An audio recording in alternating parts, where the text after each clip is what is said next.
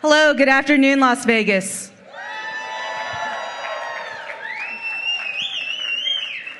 Hagadawayak, Nuni Nian, Fawn Douglas, Nick Nwuvi. Hello, everyone. My name is Fawn Douglas. I'm from the Southern Paiute tribe. I'm an enrolled member of the Las Vegas Paiute tribe, but I am not the voice of my tribe. Our elected officials are for the tribal councils. So today I'm here to speak on behalf of the lands and things that are really important to Native peoples, not only here in Southern Nevada, but also Northern Nevada. And I think it's really important that our candidates are aware of this. It is not enough to say that I stand with Native people. It is not enough to say that I stand for Indigenous issues. I want to hear the words out of their mouth. That I want to hear them say that I stand with the Desert National Wildlife Refuge. I will not let the military take 300,000 acres away from protected landscape. I will not let the military take this land away, this Paiute ancestral land, Shoshone land, away for these red flag exercises. These exercises which are basically bombing the bighorn sheep, which are bombing our ancestral lands. I want to hear from our candidates that they will not let the military take this acreage out of what is supposed to be protected land.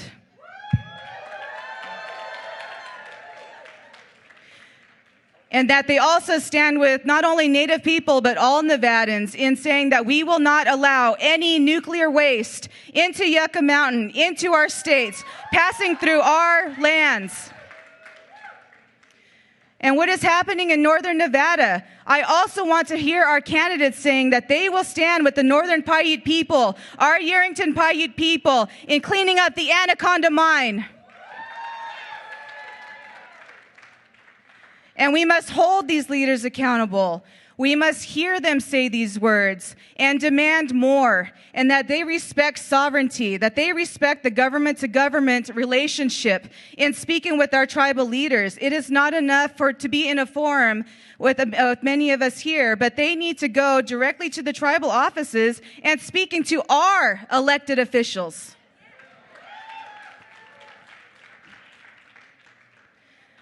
And with this, I welcome you, and I welcome you to this important forum, the People's Forum, to hear from a wonderful panel of many people from Southern Nevada and Northern to speak about these issues, not only issues that are important to Indigenous people, but issues that are important to all of us.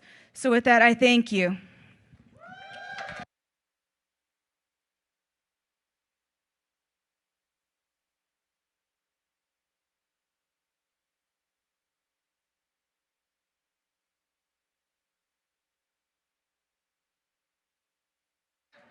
Yay, even better that the mic is working. All right, these lights are super bright, but we're going to get through this because we are here at the People's Forum. Who's excited? My name is Laura Martin, and I'm the Executive Director of the Progressive Leadership Alliance in Nevada and Plan Action. I am also a board member of People's Action, where I chair the 2020 Strategy Committee. This year, Plan is celebrating 25 years promoting fairness and justice in the Silver State, and we are so excited to host the People's Presidential Forum here in Las Vegas, in East Las Vegas, with our sister organization, People's Action. I am so blessed to be the director of an organization that has a strong legacy of developing leaders, organizing with communities that are directly impacted, and demanding real, transformative change that supports the quality of life for all Nevadans, not just the wealthy or well-connected few. So I have a question for you all. Who is going to caucus for the first time in February 2020? So who has caucused before? Yes. So why do we do this? Why host a presidential forum? We know that this election takes up a lot of energy. It takes up a lot of space. But we want to harness that energy and refocus it back to the people and the issues we care about. Too often, Candidates and political parties think they can tell us what to care about, that they can tell us what we're voting for in the election. But that ain't right. But we want to flip that script. We are organizing candidates and their campaigns and telling them what we need for our communities. We're telling them what we need to even elect them. So here at the People's Forum, we're going to hear from community leaders who will talk to Julian Castro, Andrew Yang, and Bernie Sanders via live stream. They will talk about mining, Puerto Rico, reproductive justice, and so much more. And this is something we felt we had to do to ensure that the people had a say in this election. Because when I watch the debates, I see multimillionaire news anchors asking questions that are little more than conservative talking points dressed up as a question. But our people, returning citizens, indigenous people, immigrants, students, the working poor and underpaid, planistas, we don't just deserve a seat at the table, we deserve a place on the stage.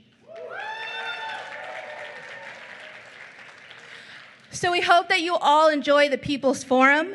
You're going to use hashtag #ThePeoplesForum and also follow People's Action and Plan Action and join a discussion with people across the country who are watching via live stream, who are in their living rooms and community centers to hear from these candidates because they believe like we do, that the candidates must come to us.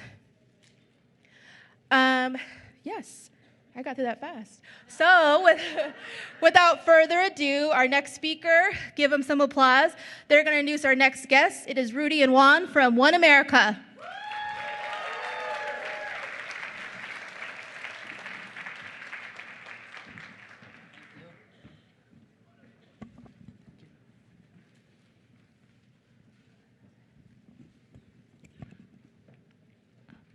Hola, mi nombre es Juan Monge y soy un líder de base de One America en el estado de Washington State. Y es un honor presentarle en este lugar a la congresista Pramila Jayapal. Ella es una defensora de inmigrante y refugiado, valiente, que siempre ha defendido a nuestras comunidades. La congresista Jayapal fundó One America inmediatamente después del 11 de septiembre del 2001 para abordar la reacción violenta, los crímenes de odio y la discriminación contra las comunidades inmigrantes de color, principalmente musulmán. A través de su liderazgo, One America se ha convertido en la organización de defensa de inmigrantes y refugiados más grande del estado de Washington, construyendo un movimiento de base liderado por inmigrantes de color. Por favor, ayúdenme a dar la bienvenida a la congresista Pramila Jayapal, del Distrito 7 de Washington. Thank you. My name is Rudy Cureño, and I am from Seattle, Washington, same as a leader of the grassroots and One America in Washington State. And it's an honor to me to introduce the Congresswoman Pramila Jayapal. She is fearless and powerful immigrant and refugee advocate who has always stood by defending our communities. Congresswoman Jayapal found One America after September 11, 2001 to address the backlash, hate crimes, and discrimination against immigrant communities of color, Muslims. Through her leadership, One America has grown to be the largest immigrant community and refugee in Washington State. She has built broad-based movements led by immigrants of color. Please help welcome our Congresswoman, the leader of the immigrant movement in the Congress, and our friend, Pramila Jayapal.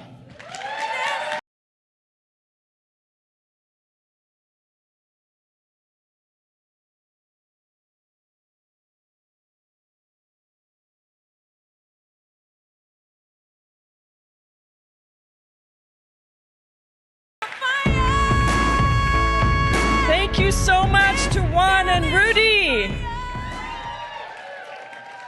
We so appreciate it, and let me say hello, Nevada. I am so proud to be here, and I want to start by saying thank you to Laura Martin, the awesome executive director, woman of color, who is leading Plan. We are so happy, Laura, to be with you and to see your leadership, and I also want to thank People's Action and all of you that are in the room on the front lines for justice. The advocacy and the movement building that you do every day and your bold, principled leadership at this very moment is so critically important, and I hope you know how important it is. Give yourselves a round of applause. You deserve it. So I come to you today as the first South Asian American woman ever elected to the U.S. House of Representatives, a proud immigrant and one of only 14 naturalized citizens in the United States Congress, the proud mother of a gender nonconforming child, and yes, as a community organizer. And it's a real honor for an organizer to speak to other organizers who are working to build our movement on the inside and the outside, and to co-govern from the places that we hold our power, so that our solutions are developed together and rooted in the deep experiences of working people, so that our country can once again be returned to the people. And we are at a critical moment in our history. You know, the White House and Fox News, they want to sow fear in each of us. They want to divide us because of the color of our skin, or because of where we come from, or because of the person we love, or because we might or might not pray to the same God or some God at all. They want to distract us from the reality of an unequal system that is rigged for the wealthiest amongst us and not for the working people.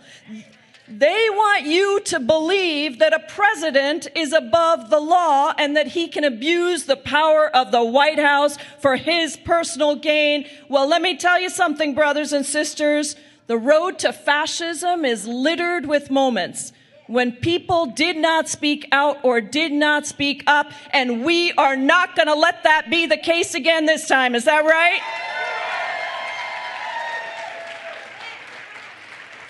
But, you know, it's not going to be easy, right?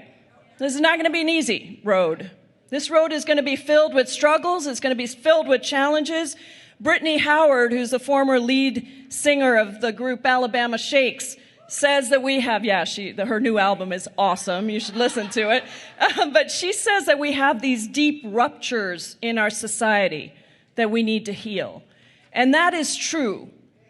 Very true. We live in a country where the majority of people do not even have $1,000 in their bank account to take care of a leaking roof or a broken car or their kids when they're sick. They wake up in the middle of the night wondering how they are going to pay for those basic things that allow us to live with dignity. 70 million Americans are uninsured or underinsured, and tens of millions more cannot even afford to get the health care they need, even when they have insurance, because we have a system that puts profits over people. Black and brown kids predict their futures based on their zip codes. And there are too many young people who decide not to go on to get a higher education because they don't want to be saddled with mountains of debt. Our immigration system is broken, but instead of fixing it and legalizing 11 million undocumented immigrants who do the hard work of this country, instead of doing that, we criminalize them and we put them, 56,000 immigrants every day, into for-profit prisons. It ain't right. And in America today, the 3 richest people in the country, 2 of whom live in my state, have the same wealth as the bottom 50% of Americans. That's 160 million people have the same wealth as 3. That just ain't right. And here we are, less than 10 miles away from the site of the deadliest mass shooting committed by an individual in the history of our country. And the NRA and politicians who work for them have blocked all of our legislation to get guns off our streets. So yes, the ruptures in our communities are so great. But remember this, Donald Trump is both a symptom and a cause. He is both of those things. He exploited the economic insecurity that existed before he came into office. He exploited that insecurity of tens of millions of Americans to divide us so that he could build his own power and the power of white supremacists and the power of corporate supremacists. So make no mistake, we must get him out of the White House, and we will, and we are counting on you to do that. As Nevadans, you are going to cast very important early votes. And my deepest hope is that you use that opportunity to embrace a candidate who has a bold, progressive vision of the future and is willing to take on the powerful special interests that hold sway. Don't think that just beating Trump, though, is going to be enough. We have deep structural problems in this country. Institutionalized racism, institutionalized sexism, institutionalized classism. And we need bold solutions that match the scale of our crisis, or otherwise we may get Donald Trump out, but those same things that led to him being there will lead to somebody else like him. And that is why Plan and People's Action, it is so important that we elect leaders all the way to the top of the ticket who have courage and determination to lead our conversations on tough issues, not just to follow the polls, but to actually use these platforms to lead. And to do that, we need a bold, unified, progressive, grassroots movement that is ready to push hard, organize hard, win, and yes, run for office ourselves.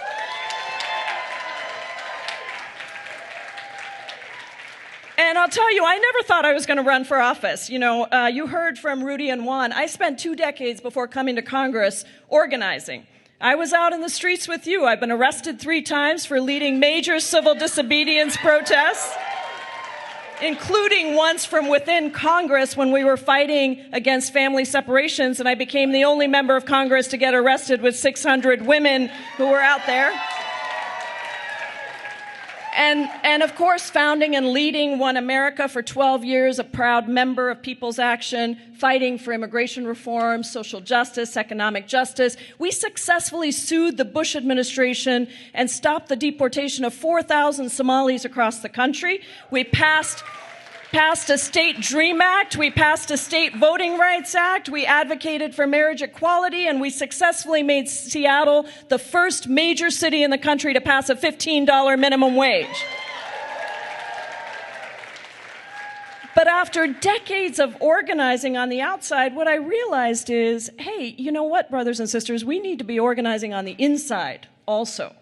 We need more women, more folks of color, more low-income people, more working people, more organizers to bring the inside and the outside together, to co-govern and to develop the kinds of bold policies that we have been fighting for together. And so I ran for Congress in 2016, and I won the same year that Trump was elected. And as brutal as the last few years have been, it has been an honor and a privilege to bring the fighting voice of immigrants and working people to this Congress. And guess what? We sort of woke up after 2016, right? We woke up. We realized how essential our participation and our organizing and our movement is. And in 2018, because we built a powerful grassroots movement, because we ran bold progressive candidates who inspired people to come out and vote, because we knocked on tens of thousands of doors everywhere, giving up no place at all, we, the people, won.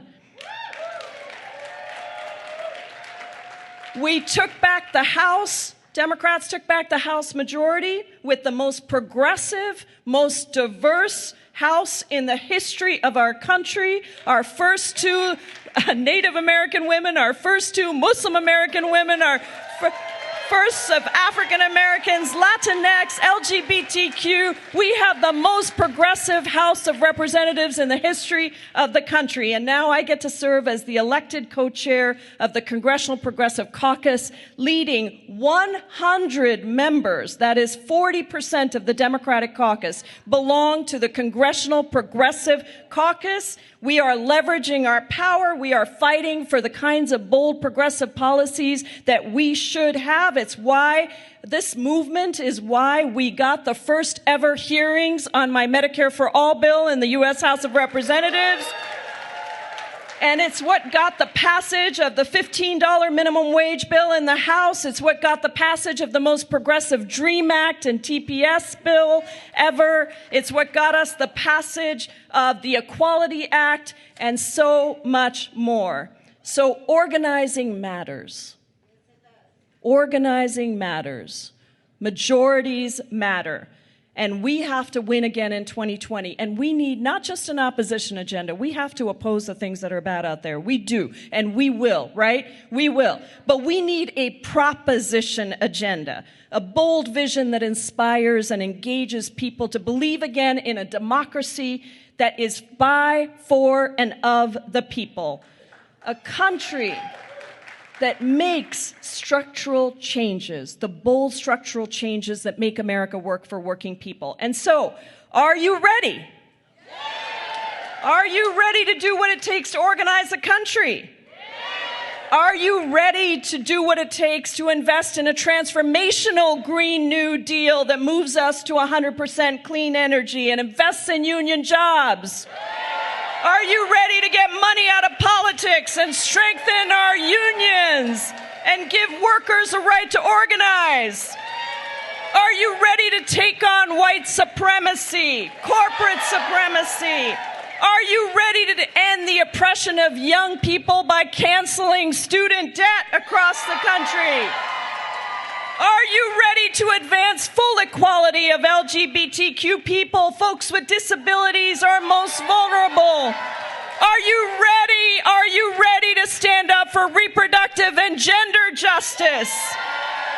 Are you ready, brothers and sisters, to fight for a country where people can thrive, not just survive? That is the country that I am fighting for, and we as organizers know that strength comes in times of crisis. So take strength from each other, brothers and sisters. Take strength from the unity and the love of our ever-growing, ever-powerful movement for justice, and use that strength to heal the ruptures that exist in our country. Because America, the one thing we know about America is it is a country that makes and remakes itself every single decade. We are the country that ended legalized slavery, that gave women the right to vote and sent a man to the moon. And together we can build a democracy that works for all of us. Thank you so much. Let's win, people.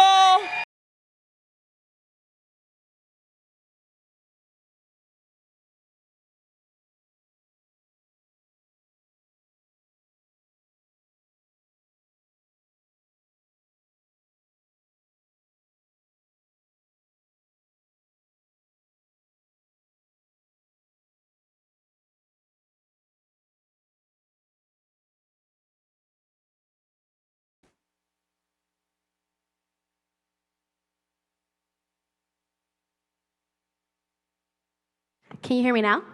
Yes! All right, so we are ready, and we're just going to dive right in. So, buenas tardes, comunidad. My name is Raquel Cruz Juarez, and and I am so honored to be here today. I have a little quick anecdote. This means a lot to me because almost 8 years ago, I started out as an intern at Plan and Plan Action. And 8 years later, I'm standing in front of you about to ask somebody that could possibly be running our country for the next 4 years, and that to me is impactful, and that's the kind of work that everybody in this room is doing, including Plan Action. Thank you. So I am an immigrant from Guatemala. I'm a Central American immigrant, proud of it. Yes. And I think not even in my parents' wildest dreams could they imagine that their little girl could stand before this crowd today and ask a presidential candidate important questions about the issues that are happening in our communities. I work for Planned Parenthood, and both reproductive justice, reproductive rights, health, and immigrant rights are important to me because I am a member of this community that doesn't lead a single issue live. And all of these issues are quite important to me. So I have the distinct honor of introducing the only Latino running for president. Julian Castro is a Texan politician who served as the mayor of his native San Antonio, Texas, from 2009 until he became the youngest member of President Obama's cabinet, serving as the 16th U.S. Secretary of Housing and Urban Development from 2014 to 2017. So please, let's give a huge round of applause to Julian Castro.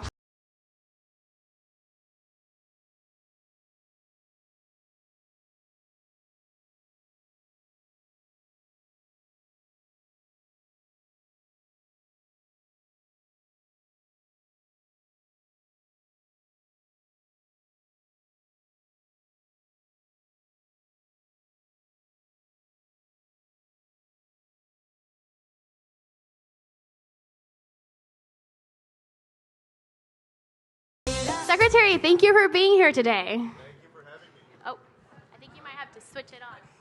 Can y'all hear? There we go. Ah. Right there. All right. Is that better? All right. Buenas tardes. How are y'all doing? Thank you very much, Raquel, for having me. If you want to go ahead and introduce Sure, yourself to the crowd. let me just, if I can, take a couple of minutes to thank everybody who's here and Plan and People's Action, all of the folks who have helped make this event possible. It's great to be here on the east side. I'm from the west side of San Antonio, and it's good to be here on the east side of Las Vegas. Look, I'm here today because I know that across our country we have a lot of people who have big dreams, like my brother Joaquin and I did when we were growing up on the west side of San Antonio with my mother and my grandmother. We have big dreams in our families, but what we need is a nation where everyone counts. And that starts at the top, with a president who wants to be a president for everyone and who has a vision for the future of this country so that everybody can prosper. I feel tremendously blessed in my own life to have grown up with my mother and my grandmother, to have gone to the public schools of San Antonio, and then get to go to college and to law school with my twin brother Joaquin, because I can't get rid of him. And then to get to be the first in my family to be a professional as a lawyer, and to go into public service and serve my community as mayor of San Antonio, and then serve our country as Secretary of Housing under President Obama. I want to make sure that no matter who you are in this country, that you can have those same kind of opportunities to reach your own dreams. I want to make sure that in the years ahead, that as a nation, we afford opportunity and make sure that our country gets smarter and healthier and fairer for everybody and more prosperous. And that we treat people with compassion and with common sense instead of cruelty. And I look forward to a conversation about that kind of America in the years to come. Thank you. Thank you. So, Secretary, there's been a lot of forums across the country, but we want to welcome you to our living room here in Nevada. We really want to have genuine, honest conversations about the issues that are possibly have a national ripple effect, but what is happening here in Nevada? This forum is for Nevadans, by Nevadans, so we're very thankful that you're here today. So we'll dive right into our amazing leaders and storytellers. The first question is from Jovan, who is a Las Vegas native and has been impacted by the criminal justice system due to mental health. Since his release in 2018, he's been helping the mentally ill and homeless population while also being a student at the University of Nevada, Las Vegas. Hello, everyone. I'm the mental health advocate for Mass Liberation. They work with Plan. They do amazing work in the community, work that I can't even explain. They're great people. I'm asking a question about mental health, Mr. Castro. According to PBS, nearly 20% of those incarcerated in the U.S. suffer from some type of mental illness. Through my 8 years of working in mental health field, along with my own personal experience coping with mental health issues, I believe that the federal government has failed to provide adequate mental health funding. Also, the mental health services that are available have an accessibility issue when a person must be deemed suicidal or homicidal for inpatient services. There are many people who do not meet these requirements but could still benefit from those services. I went to prison not because I was a bad person, but because I needed mental health services and interventions that were not available to me. I was able to stabilize my mental health during my incarceration, but jails and prisons shouldn't be the place where people seek mental health services, particularly inpatient mental health services. Mr. Castro, what are your thoughts around expanding mental health program funding to include more access to inpatient services? And overall, how do we keep our people out of cages, keep our community safe, and allow people to get the mental health care that they need without relying on incarceration as a form of stabilization? Thank you very much, Jovan. If you don't mind, I'm going to address the audience. But thank you for the question. What I believe is that we need to end the distinction between mental health care and physical health care and provide mental health care just like we provide physical health care. Make sure that everybody can access it and that it's good care, quality care. It really is a shame that somebody is able to get more mental health care in the prison system in a lot of states, including in my home state of Texas oftentimes, than they can if they're just a regular person out there that's looking for good mental health care. That means that we need to invest in a serious way in mental health care for every single person in this country. My health care plan would do that. I believe that we should base our health care off of Medicare to strengthen Medicare and make sure that we take it to the next level, including improving mental health care. It also means that we need to do things like ensure no matter where you live that you can access good mental health care, because in a lot of rural communities in our country, hospitals have closed down their inpatient psychiatric care, and people have to drive farther and farther. Y'all might see this in Nevada and some places. I know we see this in Texas, in Iowa and other states that I've been in. They say that. It's getting harder and harder. It's hard for people living in cities, much less for folks that are living in rural areas, so I would improve that. In my education plan, I've called for community-based schools. In other words, schools that would provide access to health care, to job opportunities, job training, other opportunities for entire families. We want to build this community schools model across this country so that it's more than only your child's education that you can get there, but it's other things, including access to mental health care references and services. Let me just finally address very quickly the other part of your question, which is, you know, we want to make sure that people never end up in the criminal justice system in the first place. A few days ago, I put out a plan that I call a first chance plan, because like others have said, you know, we can talk about a second chance all we want, and my plan addresses what to do if somebody's incarcerated and they're getting out. But I would rather that our young people not end up in jail in the first place. I want to make sure that people get a first chance in life, and part of that is mental health care. It also means that we need to train our police officers and improve our police departments and our court system, because when we think about police abuse, for instance, a lot of that abuse is actually of people who have a mental health issue, and the police officer is not used to dealing with that, and so they resort to violence when they don't have to. We need to do that. We need to eliminate the stigma that comes with mental illness and invest in everything from educational opportunity to housing opportunity to criminal justice reform that I lay out in my plan, and I hope folks will check out, to ensure that people have a first chance in life, that they stay out of our criminal justice system, and that those who do end up in it have access to educational opportunity in a way to get on a better path, the right path in life, and those who are getting out have an effective second chance. We ban the box. We don't put a big X on their record that says you're never going to get a good job, or you can't get good housing, you can't get back up on your feet. We want to end recidivism in this country and truly ensure that people can get on a good path in life. Thank you for that. So moving right along, we have a question from Mili Lozada.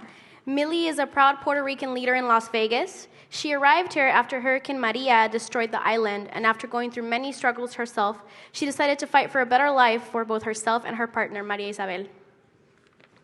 Hello, my name is Milagros. I am a survivor of Hurricane Maria.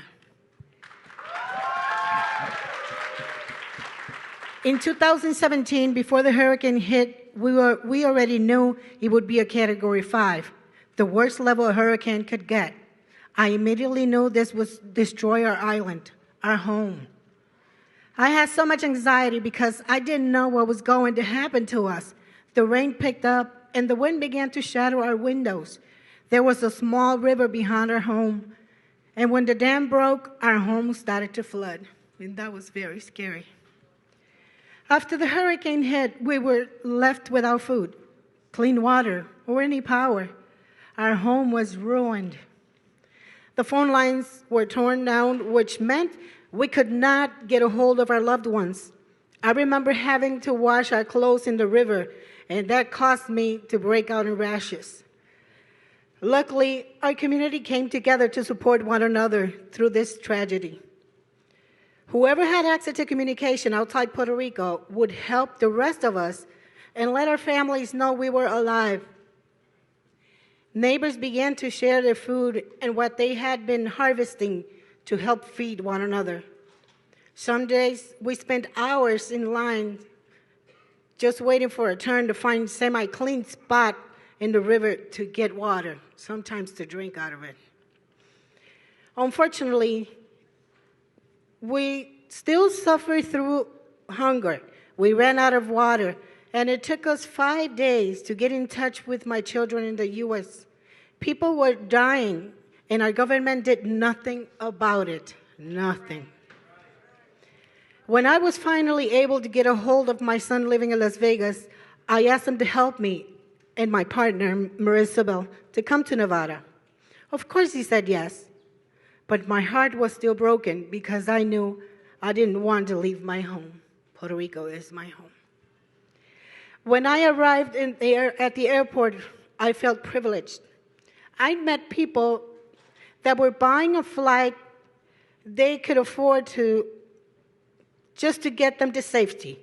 Many of them not knowing anyone in the places they would end up at. All that mattered to those families were getting to safety, somewhere safe.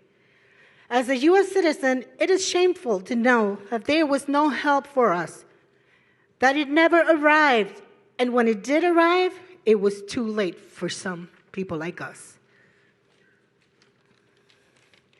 Now, Marisabel and I are living here and trying to rebuild our lives after the hurricane.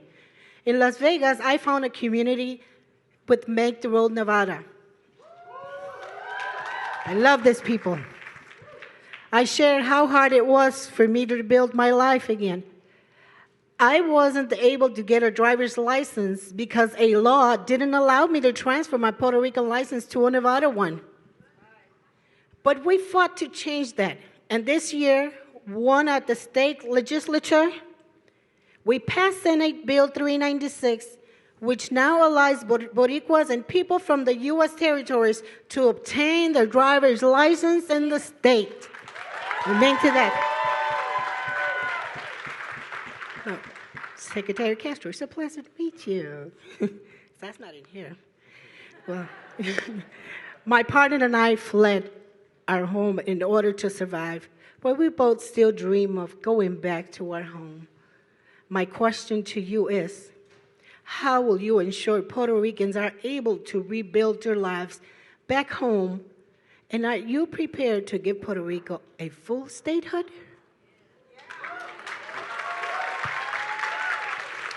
Thank you very much for the question. My first campaign visit after I announced my candidacy on January 12th was not to Iowa or to New Hampshire. It was to San Juan, Puerto Rico, to tell the people of the island that we're thinking about them and that if I'm elected president, that everyone will count.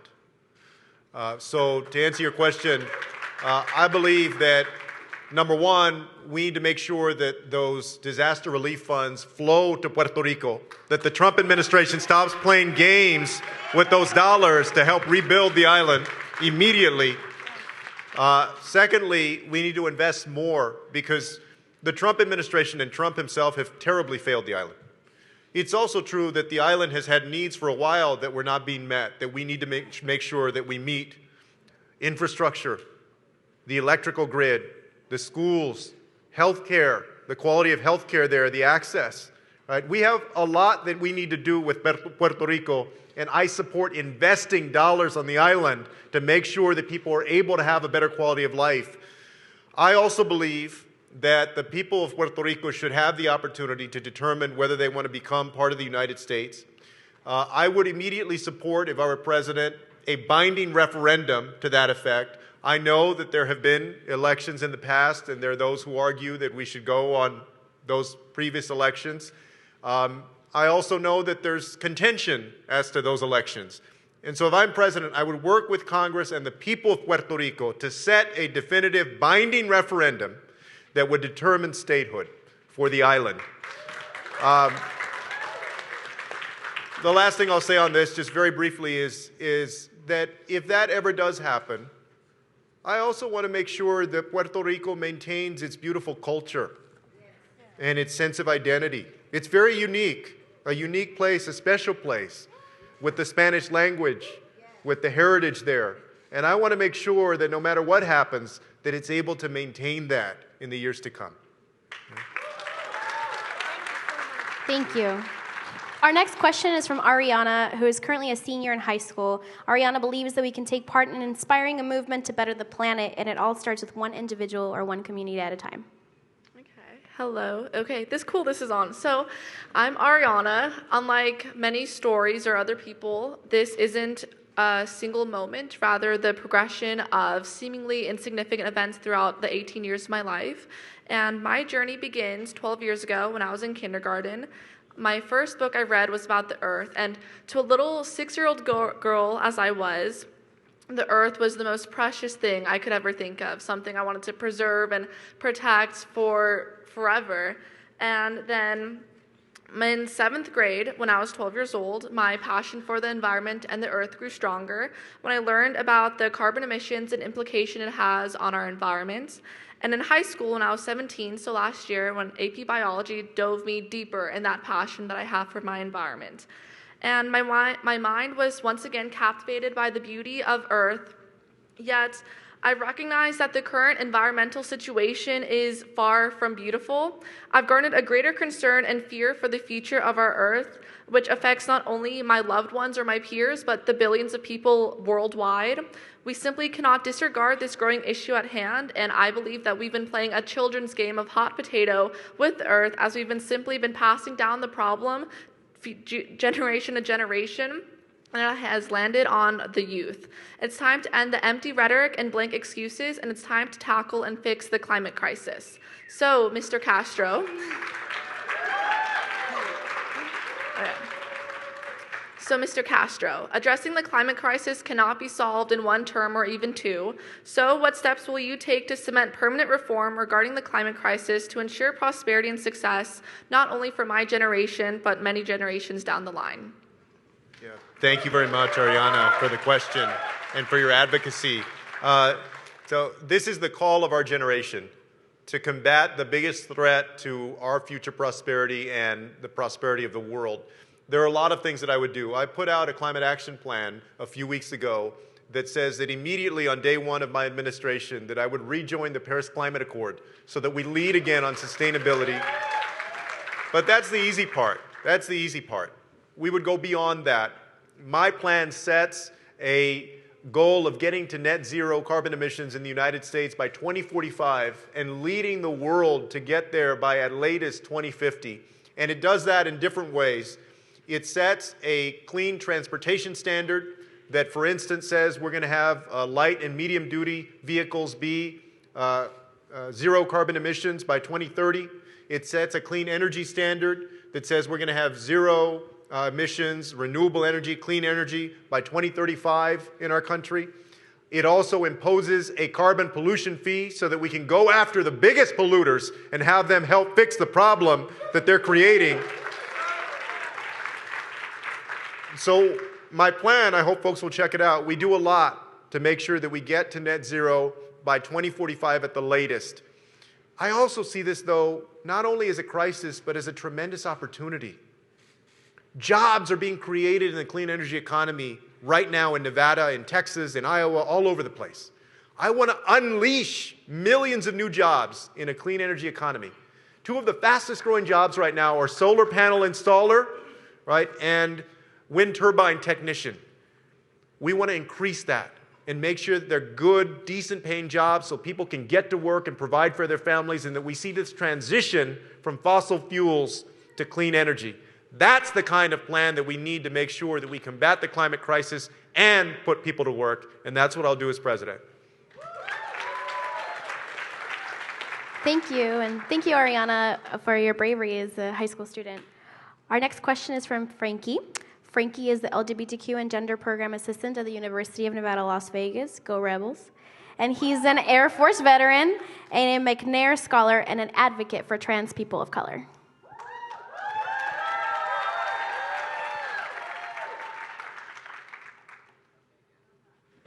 There, can you all hear me? There you go.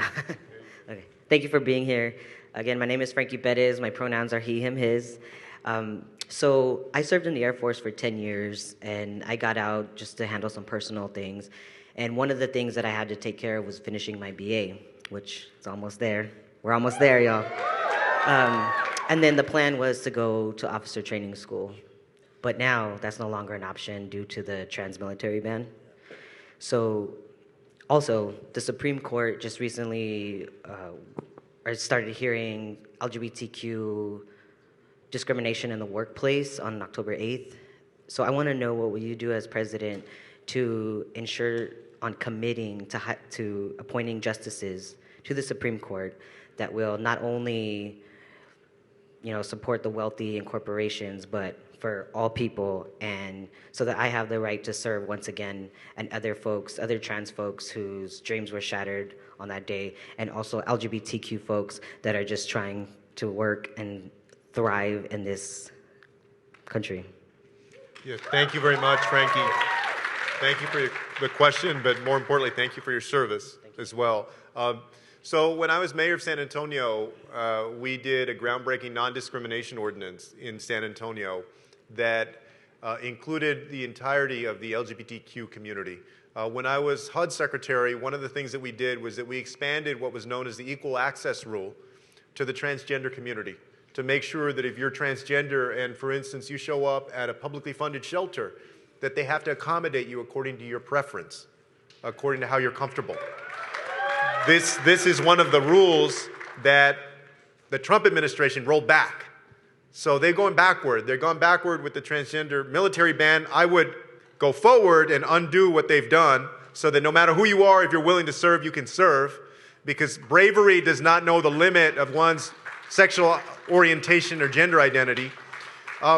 Just as importantly, though, I would support the Equality Act, which is legislation in Congress that would outlaw discrimination against the LGBTQ community in housing, in employment, in any other way.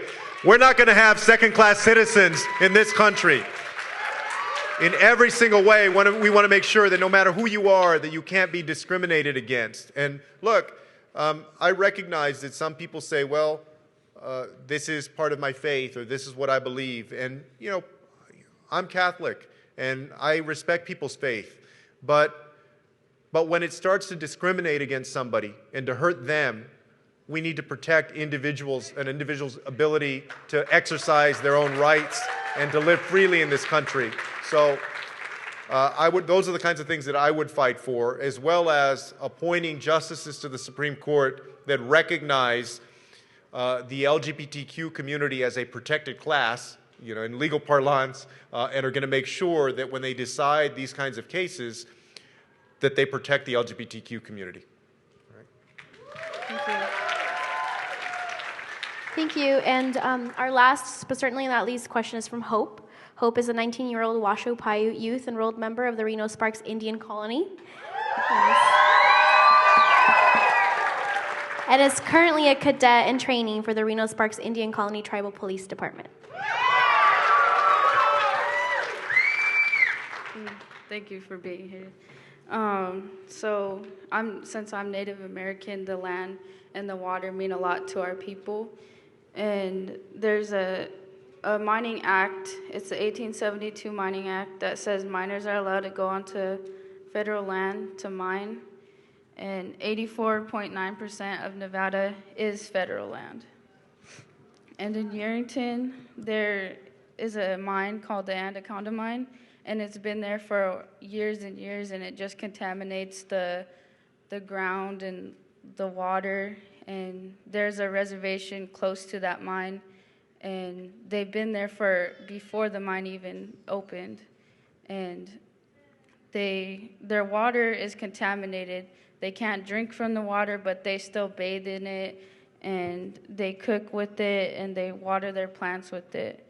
And our sacred sites also have food that we would use as staples that we still gather today, and they're getting contaminated. So once we eat that, the food that we eat are contaminated. And our elders say that our sacred sites are important to us, and they've taught us, and we're trying to keep our traditions going for the future generations. So my question is, how will you protect our sacred ancestral lands? Thank you. Thank you very much, Hope, for the question. I believe in tribal sovereignty and in respecting our treaty obligations. And, there are two things that I know. Number one, I know that we have so many tribal communities out there that have a wonderful culture and history and a faith of their own. And also that we have a very painful history in the United States of how we treated our tribes. I want to make sure that we can do whatever is possible to restore a respect and a working relationship, an understanding. When I was HUD Secretary, I enjoyed getting to work with tribal communities, both land-based and non-land-based, throughout the country. And I would go back to doing some of the things the Obama administration was doing, for instance, reestablishing a tribal nation summit, a tribal advisory council. And on top of that, I would strengthen, and this goes to your question, the requirement for consultation with Native communities when there are projects or issues on their lands that are impacting their quality of life. And I have even called for not only consultation, but consent to be required when certain types of projects are going through Native lands. I'm proud that I was the first candidate in this cycle to actually put out a policy regarding indigenous communities and peoples in the United States, to respect tribal sovereignty, our treaty obligations, and to make sure that we can improve that relationship by not turning the other way, by not making the same mistakes that we've made in the past, by listening and then actually acting on what we hear for a change. Those are the kinds of things that I'd like to do. Thank you. And Secretary Castro, this was just a glimpse of all the issues that we're working on here in Nevada. The community here meets every single day to address not only the issues that you heard about today, but many others. And I guess as a final thought, I just want to know, what are your takeaways from Nevada, and how do you plan on making sure that Nevada is not just remembered as a caucus state, but as a community that really rallies around each other to make sure that we build not only a country, but a community that's better for everyone? Yeah.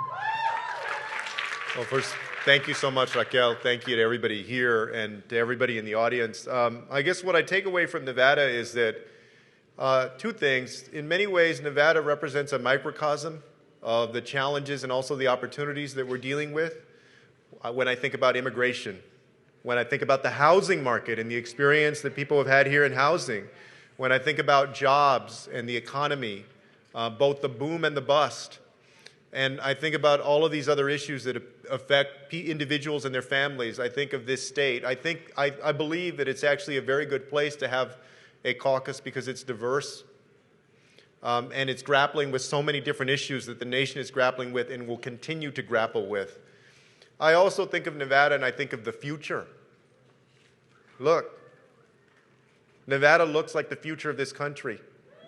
And it's dealing with the issues that are going to present themselves not only to the next president, but to this country for many, many years to come.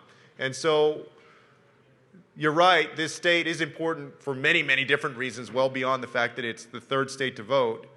Maybe the most important is because if we can get it right here in Nevada, if y'all can get it right here in Nevada, that sends a great message about our ability in the years to come to prosper in all of the United States. That's why Nevada matters. Thank you all very much. Muchísimas gracias, Secretario Castro.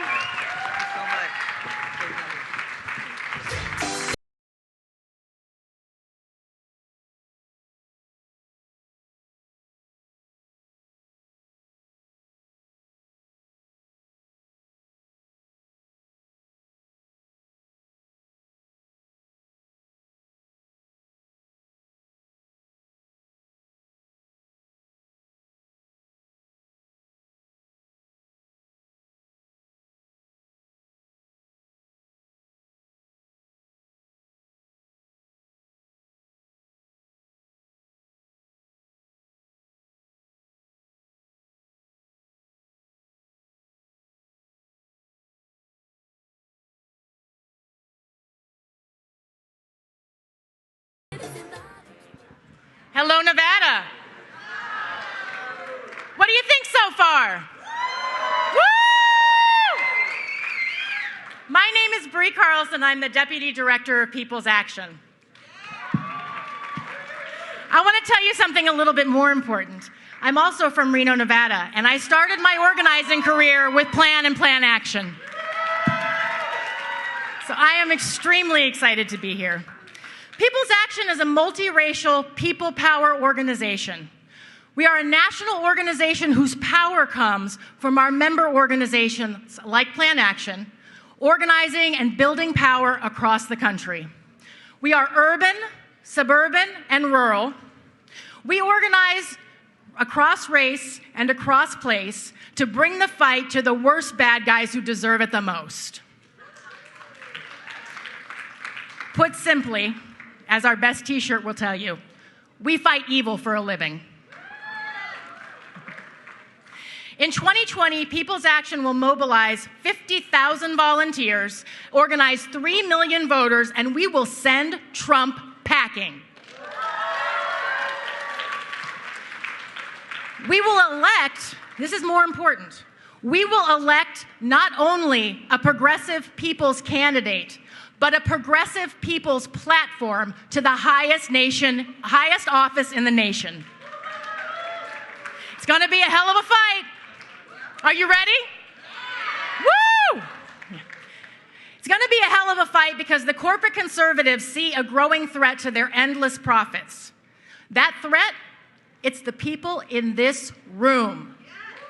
It's a pesky little thing called democracy. So we're going to continue to see threats. We're going to continue to see voter suppression. We're going to continue to see rigged political maps and flooding our politics with corporate cash. But the big strategy, as Pramila said earlier, the big strategy is divide and conquer. Using the tried and true lever of racism to sort out who wins and who loses in our society. Those of us in this room understand that that's not new, right? That's not new. But it is still dangerous. It is still dangerous. Trump is using the fear and desperation of people who've been left behind by our economy, by our democracy, and frankly, by the left to divide us.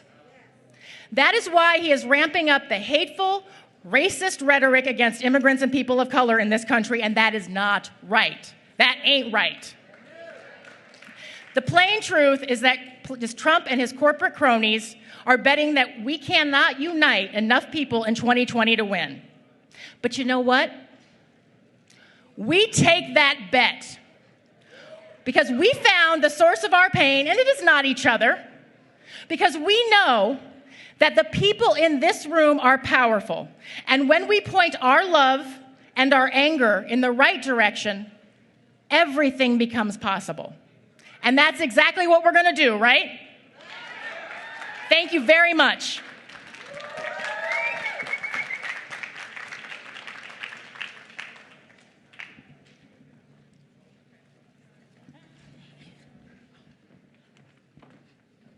Hello, everyone. How are y'all today? My name is Amanda. I'm the programs director at Plan and Plan Action. Woo, thank you. I'm proud to be here with you all today at the People's Forum in Las Vegas. I am so overwhelmed with emotion at the diversity of this room right now. People are here from all walks of life, from different backgrounds, represented in the room, and we all know representation matters. I'd like to take a moment to bring my parents into the room and my West Indian culture. It is in rooms like this that my parents fought hard for me to be in. And we know rooms like this, we have the power that they knew that in rooms like this, we have the power that we need to fight for our own liberation. I'm going to be vulnerable with you all for a second. I'm really inspired by all of the speakers who just were vulnerable with us and shared their stories. My parents are at an age where I don't know how much time I have left with them. And that's real. And I know many of you in this room feel that about your elders, your grandpas and grandmas, auntie and uncles. And we all have those same unbearable thoughts at times. When I think about my parents and what the struggle that they went through for me, I just want their fighting to be over. I don't want them to choose between having to pay their mortgage or the medical bills, because that's not right. I don't want that for my parents, and I know y'all don't want that for yours. I just want them to live in peace and prosperity. My parents are right now in India celebrating Diwali, and I want to share with you what that is. Tomorrow is Diwali. It's the Hindu festival of lights. Diwali ushers in the Indian New Year and is celebrated throughout India each year to commemorate to commemorate the return of Lord Rama to his kingdom. During the festival of Diwali, we worship deities, cleanse our spaces, and decorate with twinkly lights. My sister and I love to celebrate Diwali with our mom, who was raised Hindu, and made Diwali a very special time in our house growing up. Even though my mother lives in Minneapolis, in Minnesota, where I'm from, my sister and I now live here in Vegas. We light diyas together, half a country apart, so we can be together in spirit. Diyas are these little candles here, pictured on the screen. Light is one of the most universally celebrated symbols across all cultures and religions. It is our guide through the darkness, healing to the soul. It is spiritual and divine. It brings illumination and intelligence, knowledge and truth. It is the sun, and it is the avenger of evil. It is the light and source of pure love. Diwali is about honoring and celebrating that radiating light within each and every one of us. This holiday is so special for me, and I want to invite you all to celebrate with me. Everyone has a light on their seat, right? It's a glow stick. Even I don't have one. Can I please have? Thank you. Looks like this. I want y'all to, at the count of 3, crack the glow sticks with me, and I want to bring some light into this room. Can y'all do that with me? I'm sorry, I didn't hear that. Can y'all do that with me? Thank you. So at the count of 3, I want y'all to crack the glow sticks, and we'll say, Happy Diwali. 1, 2, 3. Happy Diwali! Oh my God! Look at this room! Can I please grab a picture? I'm so sorry, I have to.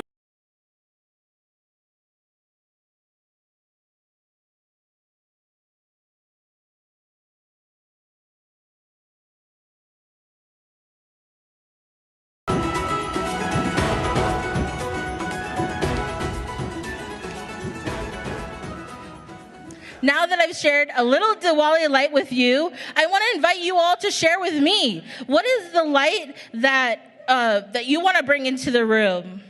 Who are the lights in your life that you want to bring into the room, into this movement? What politicized you and brought you here? So I'm going to ask every one of you to get on your Twitters right now, every one of you in this room, on the live streams, to share a photo or a picture of something that brings you light. Who are the lights in your life, and who do you fight for? Is it your parents, like mine, your dog Lucy, your aunties and uncles, or your partner?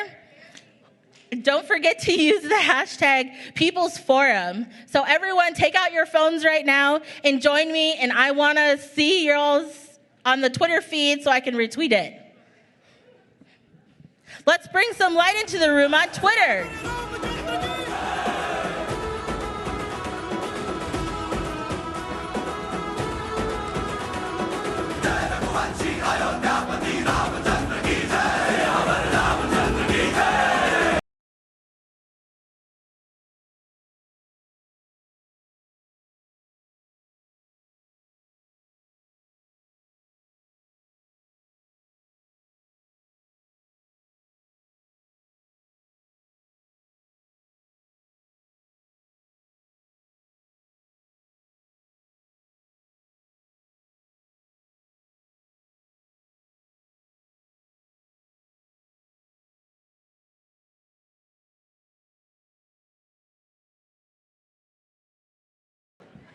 Thank you all. That was beautiful, right?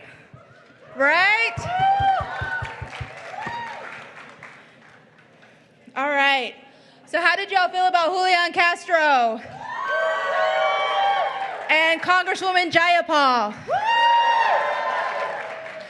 So I appreciate Congresswoman Jayapal giving me a little bit of a shout out, but none of this is possible without the strong team that works at the Progressive Leadership Alliance in Nevada. So if you're able, I'm going to call their name and you're all going to cheer your heads off for them, okay? Bob Fulkerson. Stand up. Erica Castro. Beverly Harry. Amanda Kahn. Leslie Turner. Christine Saunders. Ian Bigley. Braseda Castro, Molly McGregor, Champagne Clark, Morgan Calder, Katie Lim, and folks who couldn't be here but helped, Rosa Molina, my DM Win, and of course our amazing board members, Raquel Cruz Juarez, Courtney Arrington, Lenore Jean-Baptiste, Matthew DeFalco, Ruben Murillo, Christina Lopez, and Erica Washington. So I know you all also have little green and red cards. We really want to see those. The candidates want to see those. You like what you hear? Put a green card. You don't like what you hear? Put a red card. They're not answering the question? Do a red card.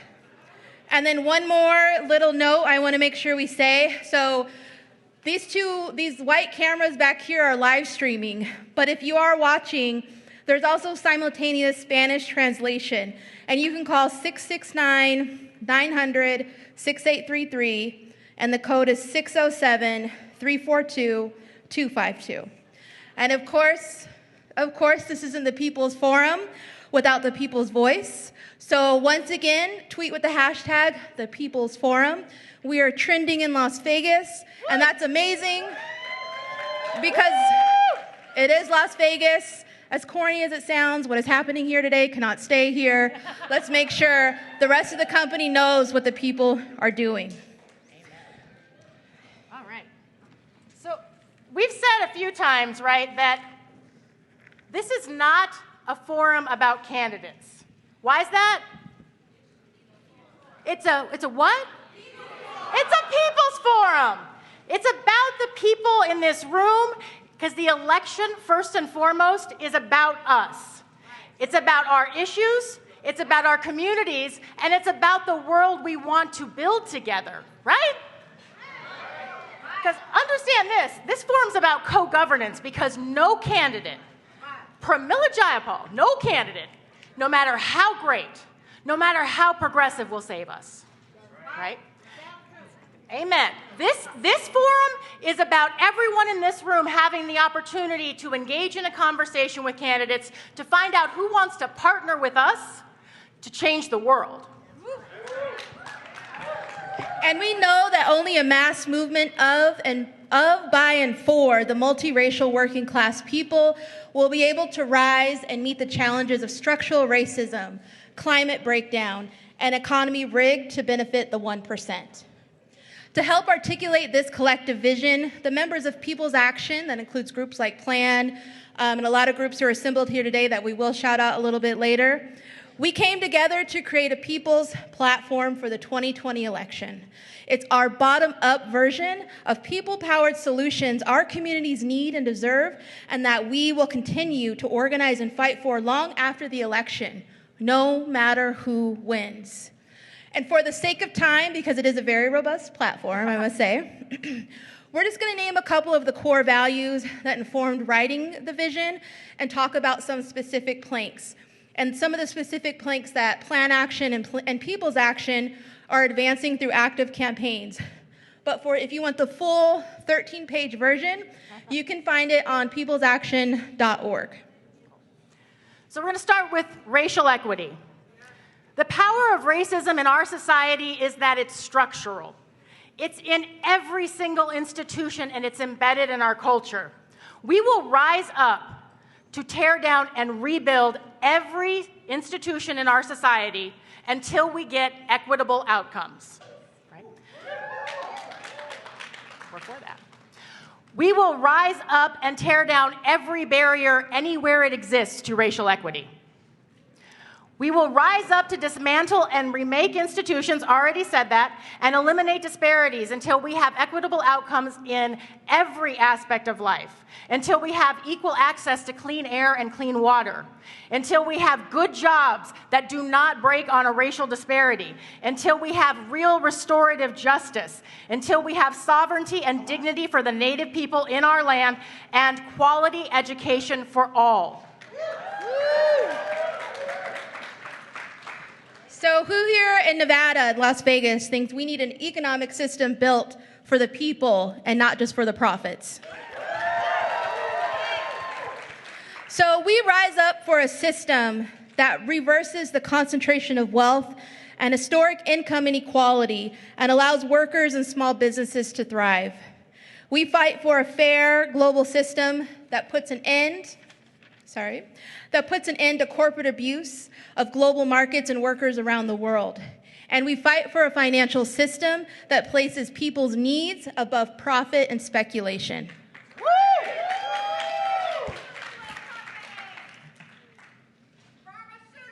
Boo these pharmaceutical companies. Yes, ma'am. Gender equity. We rise up to take down the barriers that we are all facing based on sexual orientation, gender, and gender expression across all aspects of social and political life. We work for bold solutions, including guaranteed access to health care, equal access to economic success, guaranteed civil rights, and an end to gender violence. Reparations. We demand a true democracy. We rise up for universally representative democracy.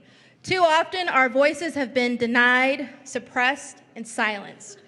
Governing power belongs in the hands of the people at every level of government. We fight for fair voter access, campaign finance, and districting systems to ensure we make real the unfulfilled promise of our democracy. And here are some of the campaigns that we'll be speaking about. Dignity at work.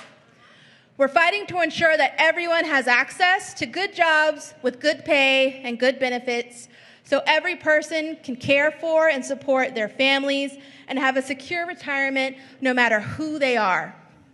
We rise up for the freedom of working people to organize in unions. Who's a union member here? Woo! Who's a family member of a union member? Woo! That's right. NARA, the retirees. We rise up for the right to collectively bargain and advance their community's interest. We recognize and fight for the equal value, benefit, and compensation of currently undervalued and unpaid domestic labor and care work primarily done by women in the home with labor we do outside of the home. We know that half of the labor done in the home, and this is labor that keeps us alive, and it needs to be compensated. Amen. Woo! Improved Medicare for all. We demand a healthcare system where we, the people, have the power, not corporate greed. We demand a healthcare system where everyone in this country, regardless of who you are or how you identify, can get quality healthcare when and where you need it. We're fighting for a just healthcare system in which race, gender, age, ability, income, immigration status do not determine who lives and who dies. We will end price gouging of our medicines. And we will end the racist war on drugs and the overdose crisis. So who here has heard about a homes guarantee? We know that every person has a fundamental right to safe, secure homes. And we know that that right should mean more than the greed of corporate landlords and big developers. To make that vision real, we are fighting to win a national homes guarantee. Woo! Woo, woo! There's a good side. The Homes Guarantee builds 12 million units of green, comfortable, high-quality, socially owned housing. Institutes national rent control and tenant protections to renters from predatory landlords and real estate speculation. And the Homes Guarantee ends homelessness in this country by massively reinvesting, revitalizing, repairing, and expanding public housing.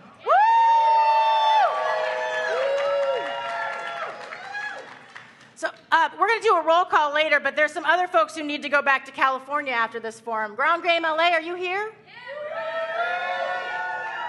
San Francisco Rising, you in the house? Woo! Along with them, I'm going to drive back to a California that's on fire. I'm going to drive back to a California with no power because we need a People's Green New Deal.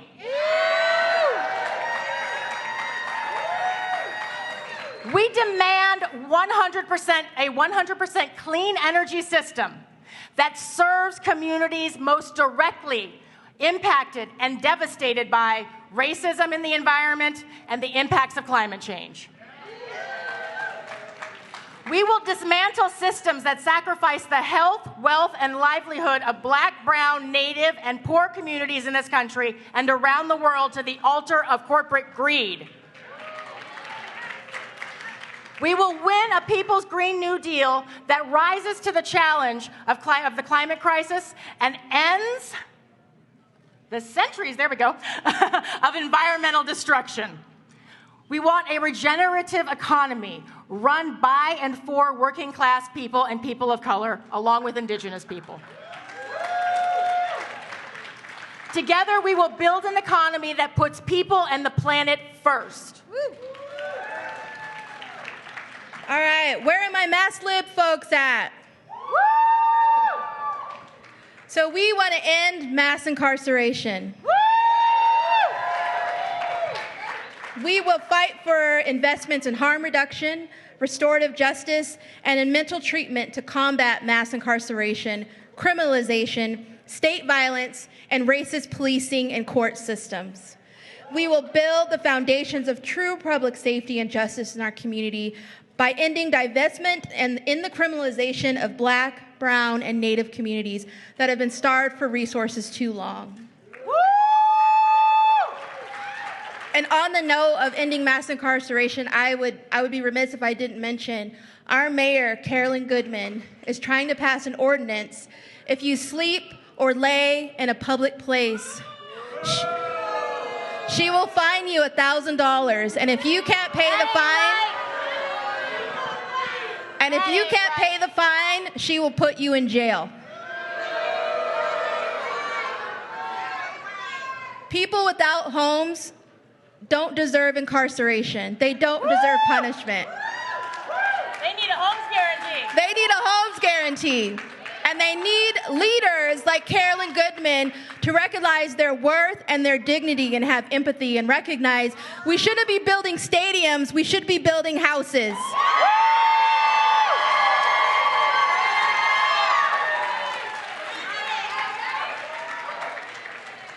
So I hope everyone can come to the Las Vegas City Council meeting on November 6th. November 6th, the City Council will hear this at 9 a.m. and the people have to rise up and say, no, we do not put our brothers and sisters who have been failed by this economy in jail.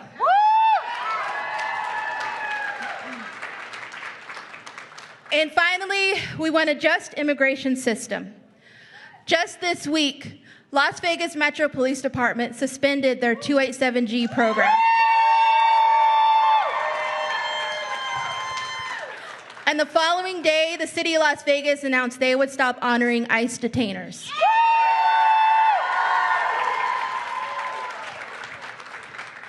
This happened because of the work of activists who were directly impacted by our cruel and racist immigration system.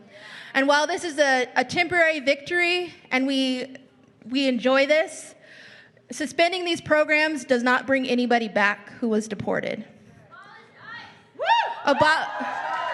We need to abolish ICE, but even when we abolish ICE, we have to recognize most of those folks will not be coming back. We have lost those people, and some of that trauma will never be restored and cured. So we have to fight for a president who has a plan. We have to protect our communities from racist policing programs that make money off of separating families and putting them in prison. So we fight to ensure our country welcomes all against our current. We fight for a country that welcomes all, and that's in contrast to our current immoral system designed to exploit labor for corporate profit. We'll end the militarization of our borders. Where's our Arizona family at? Contrary to what our president thinks, there is no border in Colorado. It stops at Arizona. Yes. So we'll end the militarization of our borders and detention and cruel policies that rip families apart. We will win a system that affords a full place in our society, our economy, and our democracy for everybody, regardless of their religion or their country of origin, and advance the right of all people who call the United States home. And we also have to recognize the role that the United States has in forcing people to migrate. We have to recognize the role that our world has in not addressing climate change and creating climate refugees, which forces people to migrate to the United States. So, do we have it right? Yeah. Are you ready to work to elect this platform? Yeah. Woo! So let's make sure they know that today.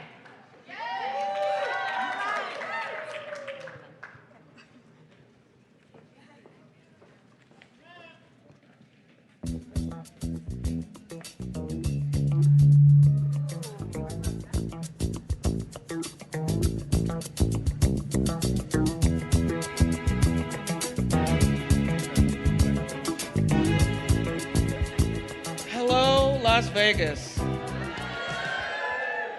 How are y'all doing today? Excellent.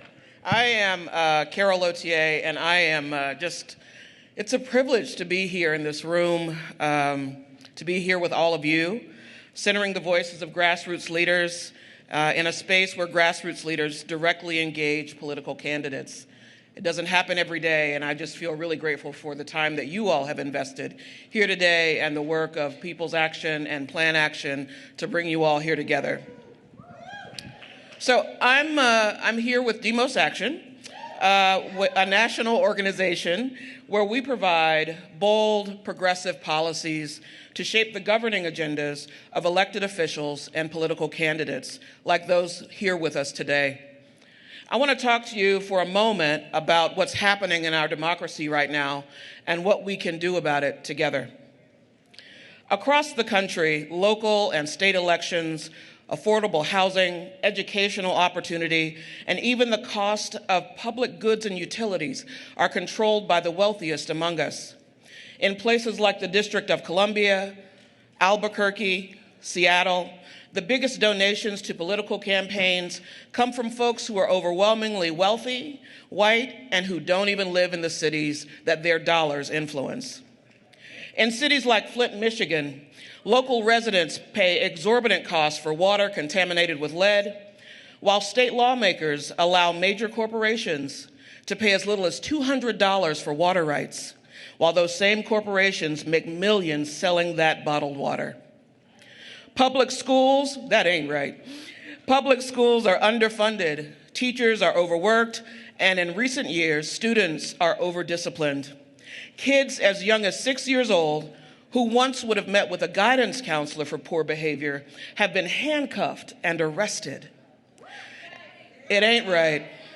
And across the country, every day, people who have pursued education to create more opportunity for themselves and their families are drowning in student loan debt. But here's the question.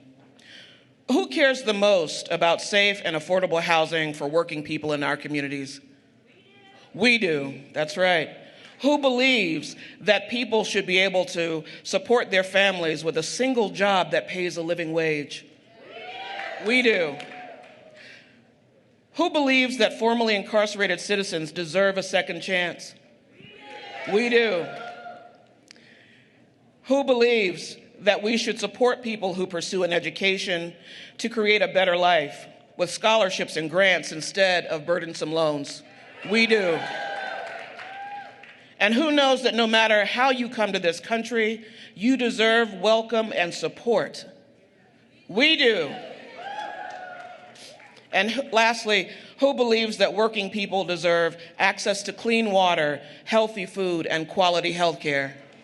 We do. We do.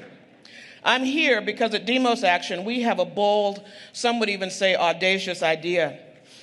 Those who are directly impacted by the most pressing social issues we face should be closest to the power to fix them. Whether you are a plumber or a professor, a veteran or unemployed factory worker, a returning citizen, a community elder or an immigrant, you are voters and decision makers. The profound influence of big money in our democracy would suggest that wealthy people are the only folks smart enough to inform public policy and even serve in public office. That ain't right. That working people are somehow less capable, even though you make critical decisions every day about what is best for your family, your future, and your community. What would it take to liberate ourselves from the notion that we are not enough? For me, growing up in Eastern North Carolina, I knew the adults around me said it was important to vote, but I didn't see anyone in office actually listening to their concerns as citizens. As an adult, I've come to realize that our political system needs to hear the voices of hardworking people. So what do we need? What do we need to see ourselves as equal decision makers with elected officials? We need to be heard. We need more venues like this, where everyday people working to strengthen their communities get to have direct conversations with folks running for the highest office. And once elected, we need politicians to seek our ideas as vigorously, as diligently as they seek our votes. Thank you to everyone in this room who came here today to show candidates our boldest and most audacious ideas for the future of this country. And I want to recognize the folks that everyone here represents, grassroots leaders and organizers across the country who couldn't be in this room today. Because we know that the issues occurring in DC, in Flint, Seattle, and Albuquerque are also playing out in Las Vegas and communities across the United States. Thank you for lifting your voices in concert with folks seeking to represent us. Together, we are creating a stronger America where everyone has an equal say in our democracy and an equal chance in our economy. Thank you. And now I'm excited to bring up someone. It is my privilege to introduce someone who created a winning campaign by listening to and being accountable to people here in Las Vegas, Assemblyman Alex Assefa.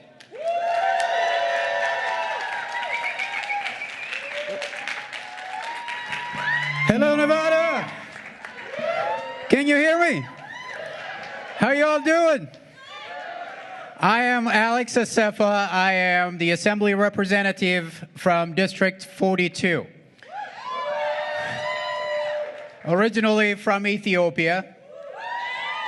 I was a refugee living in Kenya until this country gave me a chance.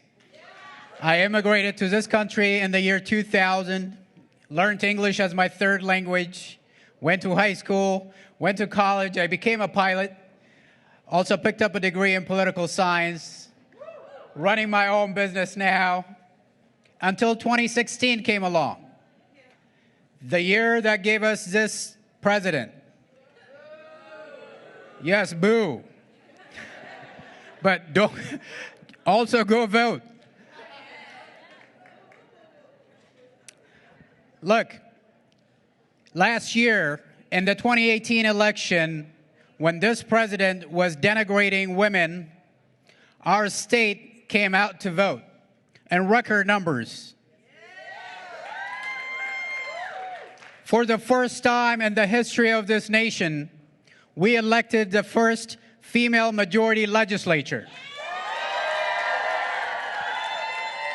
In that same year when this president was denigrating Africans, calling us people from the shithole countries.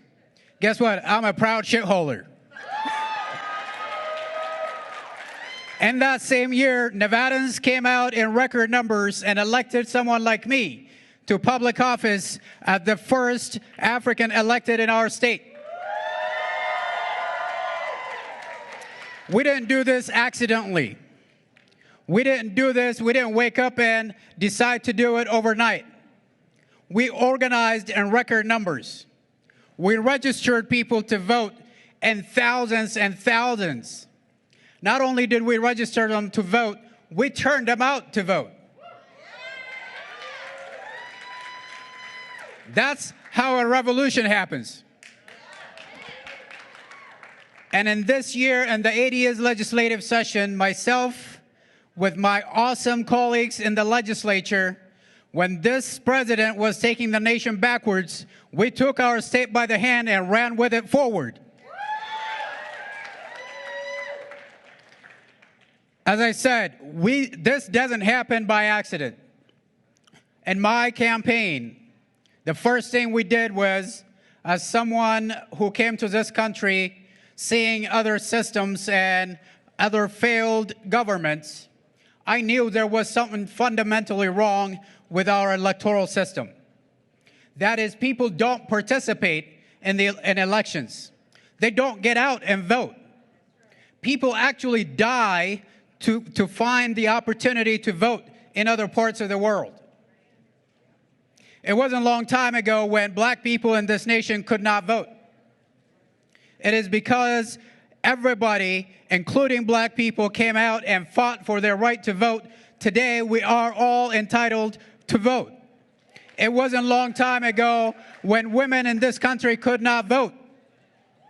It is because women stepped up and fought. Today, women could not only vote, they are also the majority in our state legislature.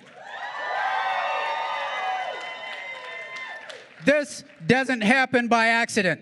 It happens when we get together and organize. At the end of the night, on election night, a bunch of dollars do not count. It is the people that count. It is how many votes that are cast that count. So my message to you, like I did in my campaign, we can do that across this state, across this nation. Get out and organize people. Understand why people do not participate in the electoral system. It is in part because they don't think government works for us. It is in part because they think big money is the ruler, not people. What I did was I stepped up and spoke to people wherever they were, in their churches, in their mosques, in the coffee shops, in the restaurants, wherever people were gathered. I was there talking to them. And my ask after having those conversations was that I want you to connect your pen with the voter registration form. As a result of those conversations, people took action and they registered to vote. And we followed up on them. We made sure they had transportation to the polling sites. We made sure they had access to the voting sites. They came out in record numbers, and we see today history being made in our state right here in the state of Nevada. 2020 is not that far away. We have a monumental election year coming up where we are prepared to replace this president, to restore dignity to the White House, to restore dignity to the people, to restore the greatness of America all over the world. That cannot happen by accident. It happens because we are organized, we turn out to vote, and we get our neighbors to get out and vote. Are you with me? Are we together? Look, we'll do that, and in the 2021 session, we'll get back to the legislature and continue the amazing work we started this year. Let's do this together. Thank you.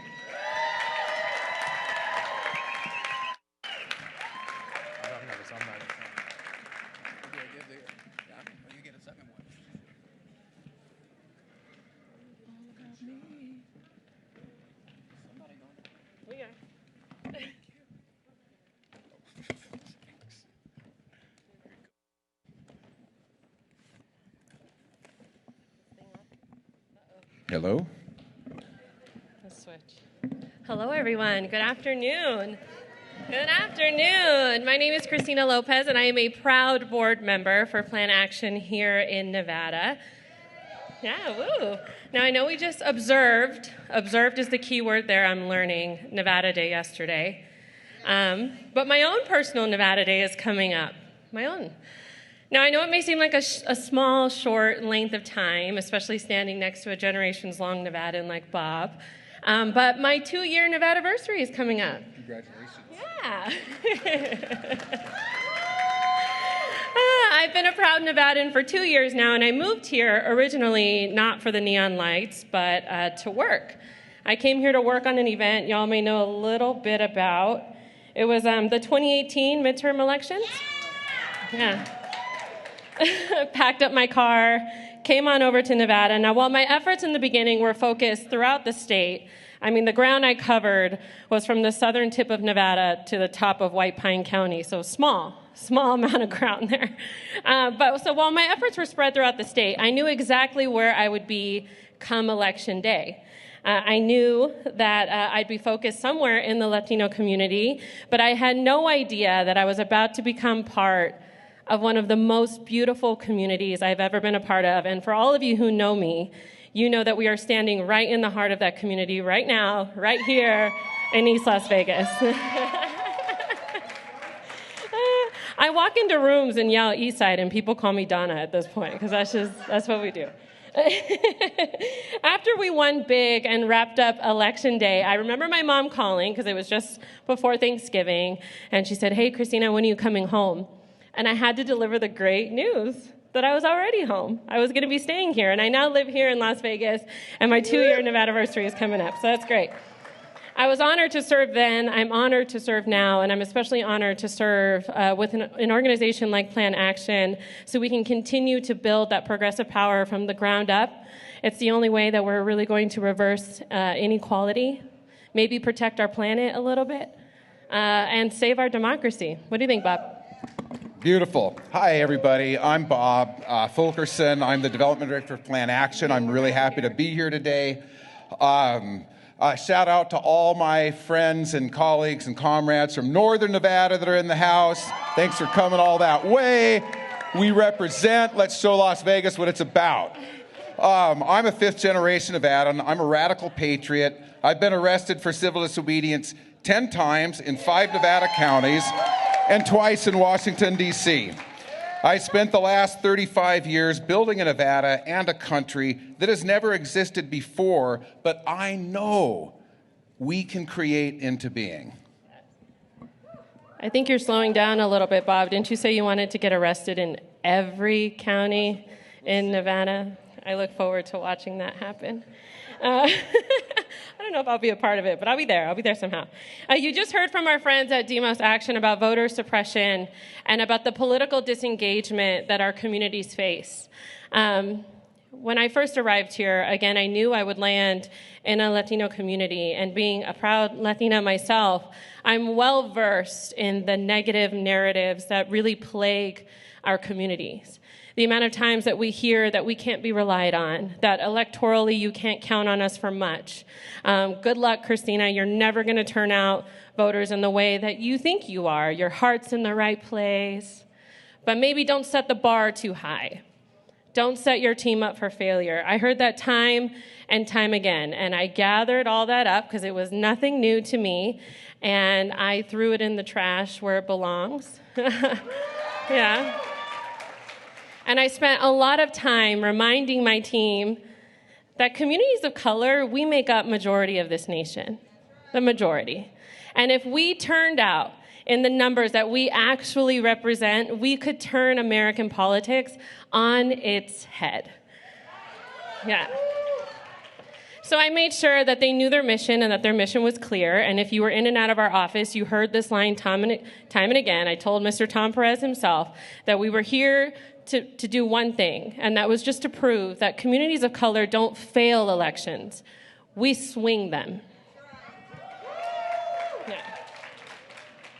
So after all the naysayers, after all that we heard all year long, we were so proud to see that come Election Day 2018, we not only registered our tiny little team, the most voters statewide, and Assemblyman Assefa, when I got here, I heard all about you, and I was chasing you all year long.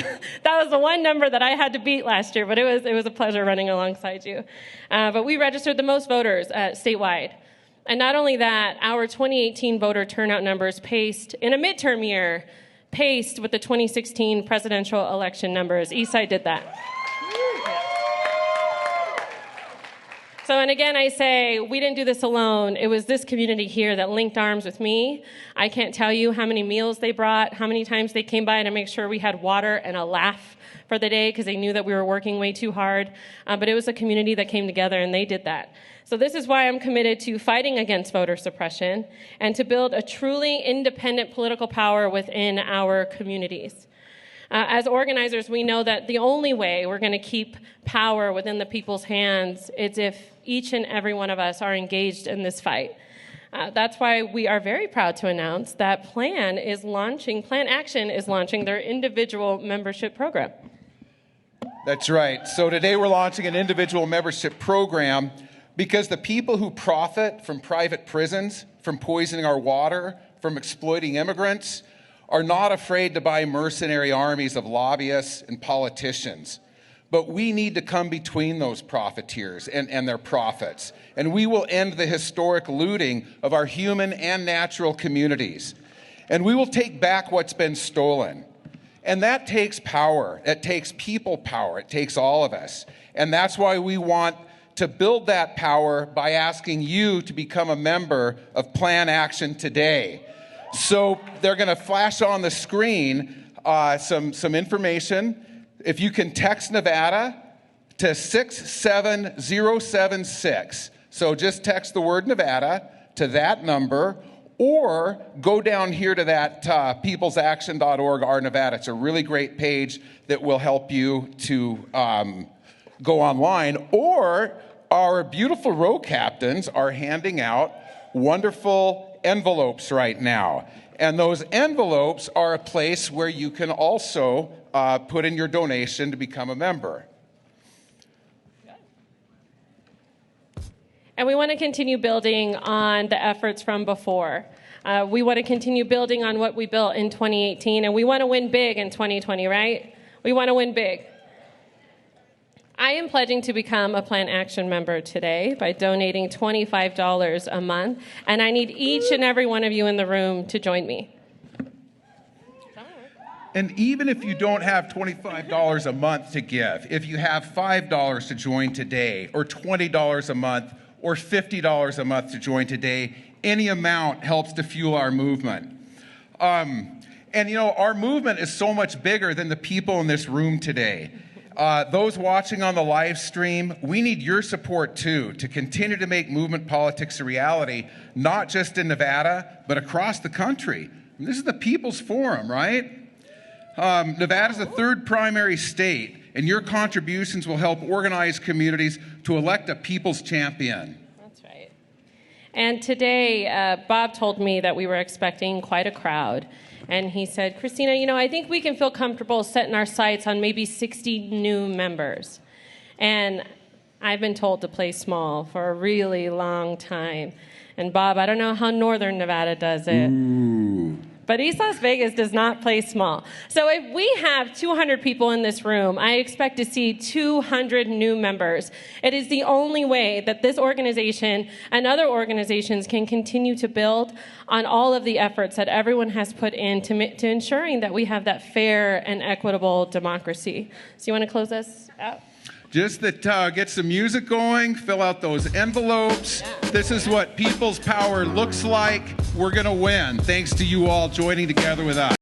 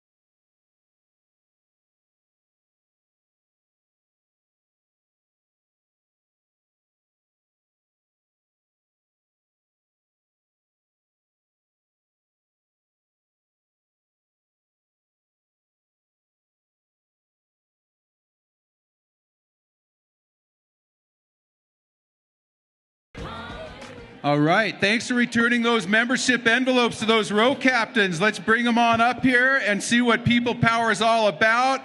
You're all beautiful. There's other ways to join. So join now, and we love you and we appreciate your support. This is what democracy looks like. Hey everyone, it's me again, Amanda. And champagne. Yes! So obviously, we want to know who's in the building, who's repping who. So obviously, folks from Vegas are in the house. Folks from Vegas, can I hear you? Rep your city, Vegas. Born and raised, Vegas. So if you hear your organization's name, I want you all to hold up your signs and let us know that you're in the building. And rep your org. People's Action. Plan Action.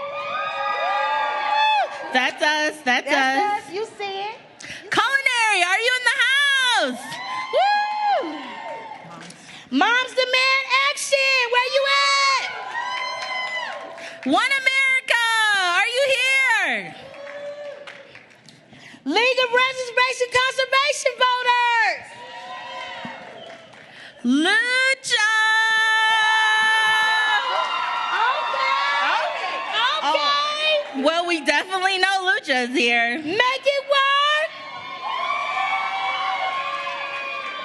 Battleborn Progress, where are you at? Make the road, Nevada. United Action for Idaho. Reno Sparks NAACP. Divas. Planned Parenthood. Reno Sparks Indian Colony, where are you at? HRC. Who's repping from the Western Shoshone tribes? Woo! When I say whose house, you say our house. Whose house? Our house. Whose house? Our house. Whose house? Our house. Whose house? Our house. When I say if we don't win, shut it down. If we don't win, Shut it down. if we don't win, Shut it down. if we don't win, Shut it down. whose house? Our house. Whose house? Our house. Whose house? Our house. Whose house? Our house. If we don't win, Shut it down. if we don't win, Shut it down. if we don't win, Shut it if we down. don't win, Shut it down. whose house? Our house. One love, one love. Thank you, everyone.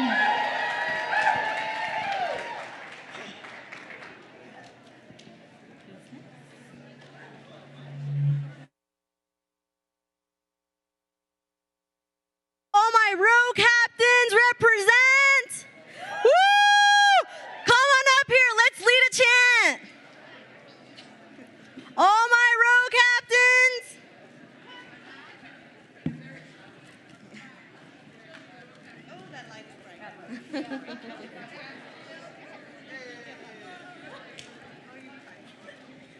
Where are the rest of my row captains? All right. Let's do this chant. It is our duty to fight for our freedom. It is our duty to fight for our freedom.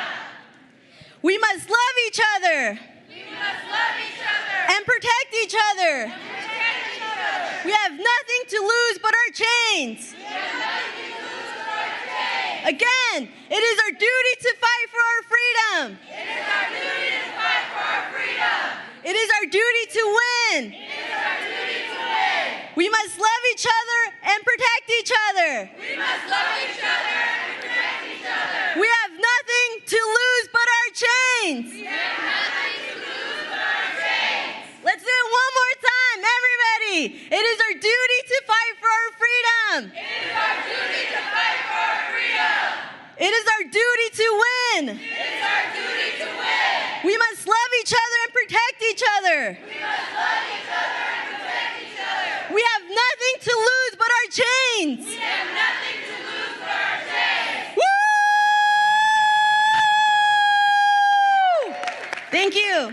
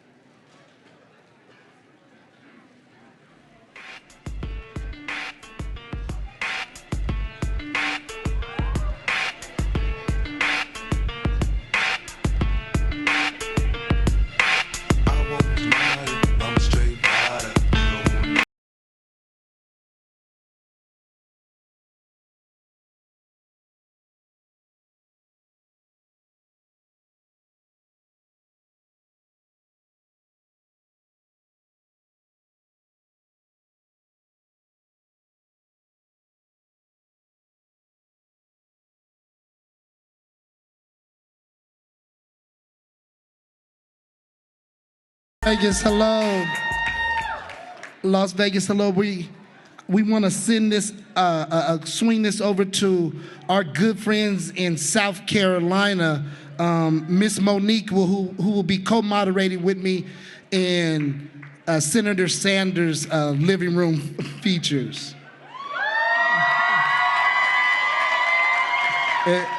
Monique, greetings from Las Vegas, family. I didn't know if I was on or not. So for folks who don't know me, my name is Monique Normand. I'm originally from Las Vegas, actually. My family was heavily involved in the culinary union. Many of them still are involved. So I grew up, watching my family, walk the picket lines and fight for their rights and benefits. I also went to Western High School. I'm an alumni from there, one of the first high schools, in Las Vegas. And then Western High School is where I really noticed how policy really affects all of us, Our school was getting inadequate funding. And I could see, we half the time didn't have books that, we could take home and actually do our homework. And other schools, were getting new uniforms and things like that. So that kind of really opened my eyes. And then later, I went to University of Nevada, Reno. Sorry, it's all in Nevada. I got my bachelor's and my master's there, and I'm actually a social worker in Nevada, Reno now. And my first job right out of getting my master's was community organizing with Plan and Plan Action. So that's kind of how I started this work. I was a voting engagement organizer, and I registered folks to vote. And it was a great experience because I really got a chance to meet with folks outside of just the community I worked in and see what their, what the things that they were dealing with, and learn their stories and learn that we actually had really similar struggles. And actually, that is why I came all the way out to Carolina today, because this work is important. We have a lot of stake in Nevada. Affordable housing is huge right now. Nevadans deserve to have housing that they're not getting pushed out of where rents are going up. They deserve to have affordable housing. They deserve to have, their teachers in their schools taken care of. Immigrants deserve to, not be fearful when they go outside of their homes that they're going to be stopped. And we deserve to not have mining pit lakes in our backyards due to irresponsible mining. So those are some of the things that we are dealing with. And when I got this chance to come down here and work with Plan Action again and People's Action, I just jumped on the chance. And and I'm really grateful for everyone who just brought me down. I'm grateful for Senator Sanders for taking his time and coming and having this important discussion with us. And thank you all. Back to you all in Vegas. No, thank you. You definitely are revered in this space out here. Senator Sanders, you are liked as well. But not revered like her. You know, Monique, sincerely, you know, your story is very powerful and impactful for me personally. I'm a byproduct of California, and I'm a transplant here in Nevada. Again, to hear your story and to hear the smiles that accompany people talking about you, make sure you know you are loved out here. I want to say that it is a pure honor to be in this space, to co-moderate with you. I'm definitely a fan of Senator Sanders. It would have been a pleasure to meet him formally, but I'm going to trust that I'll extend my handshake through you. I do want to send it back to Kakalaki, and maybe, Monique, you would be able to allow the senator to introduce himself to our crowd. Yes, please do. Well, first of all, let me begin. Monique, thank you for being here, and let me thank everybody up there on the podium, and let me thank all of you who are in attendance, and most importantly, let me thank People's Action for their grassroots activism. If there was ever a time in the history of this country where we need millions of people to stand up, not only to Donald Trump, but to stand up for economic and social and racial and environmental justice, this is that moment. And the way we defeat the 1% is when the 99% come together and fight for an agenda that works for all of us, not just lengthy campaign contributors. So thank you so much, People's Action, for what you're doing. Right on. Thank you, Senator Sanders. I'm pretty sure you're familiar with the format. We have a team of family members here, and we're going to be relaying a few stories and then, again, sending a question to your way. We're going to begin with Joseline Cuevas right here. Jocelyn is someone who I consider family. We have been blazing the trail, doing this work together for over a calendar. She is a student at UNLV. She's definitely invested in fighting for our people. And I have a phrase that the youth are the truth. We're only going to be as good as our youth in this country. And this is the truthful youth right here. She's serious about this work, serious about her education, and she has a very, very, very powerful story. So please, Jocelyn, share your story with the people.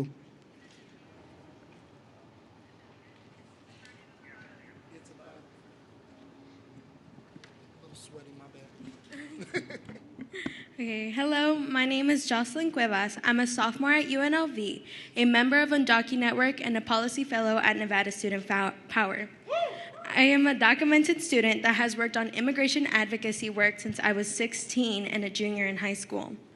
I did this once I realized what my status meant and how the 2016 election could affect my family. My family and I arrived 16 years ago. I grew up here, and since then, we have called this place our home. My direct family lives in Vegas, but in the earlier part of my life, most of my family lived in a small town in Arizona named Bullhead City. This was until 2010 when Arizona passed a bill that allowed sheriffs to collaborate with ICE. This caused two of my uncles to be pulled over for a traffic violation and ended up being transferred to ICE. After this, some of my family moved away, but I still had family living there. With the fear of my family going through the same thing, there was a moment in my life where I didn't get to visit the aunts, uncles, and cousins I had grown up with. At that point in time, I didn't understand why. A few years later, I found out what it meant to be undocumented, why I couldn't visit my family, why they had to come visit us, and why we couldn't spend holidays together. A few years after that, my family was able to convince my parents to come back and visit the small town. It was a slow progress, but my parents once again felt comfortable driving in that town. However, I did not. As soon as we crossed the bridge into Arizona, I feel my chest get heavy and I struggle to breathe. I am always aware of our surroundings to make sure there's no cops around. While I know my parents are following every law while driving, I still have the fear that a cop will make up a reason for pulling us over, and the same thing that happened to my uncles will happen to my parents. Visiting family should be a fun experience and not something that brings fear and triggers my anxiety. This is a very big fear for my family that has already caused us to have a conversation about what we would do if this was to happen. In my family, there are 4 of us: my mom, my dad, me, and my younger brother. My brother and I are 5 years apart, and I believe he's not fully able to understand what this will mean for us. After the 2016 elections, my family and I would constantly have conversations that would end up in arguments. We would talk about our plan. My parents were convinced that the best thing was for us to move back. However, I did not feel the same. I would argue with my family that I wanted to stay here, that this was my home, and this is where I had grown up with. At the end, my family decided to stop talking about it and that we would deal with it when the moment comes. I do not want that moment to come. And our home should not be having these conversations because I know my family deserves to be here and we deserve to be together like we have always been. You've said in the past that you don't agree with open borders, and repealing Section 1325 of the Immigration and Naturalization Act would do just that. You have now switched your stance to agree with most candidates. Are you really in favor of repealing Section 1325 to finally end criminalizations of families like mine? I certainly am in favor. Trump, and let me be very clear, no misunderstanding here. Trump passed or implemented this policy through executive order, and on my first day as president, we would undo what Trump has done by executive order. Other thing that we would do, and, so there's no misunderstanding here. Trump, by executive order, took away the legal status of 1.8 million young people eligible for the DACA program. On day one, we would restore that legal status for all of the young people eligible for DACA in this country. Furthermore, what we would do is do what is long overdue, is to end the terror, end the fear that so many undocumented people are feeling right now. I've talked to too many kids who are in school right now who are scared to death that when they get home from school, their parents may not be there. So what we are going to do is end the ICE raids.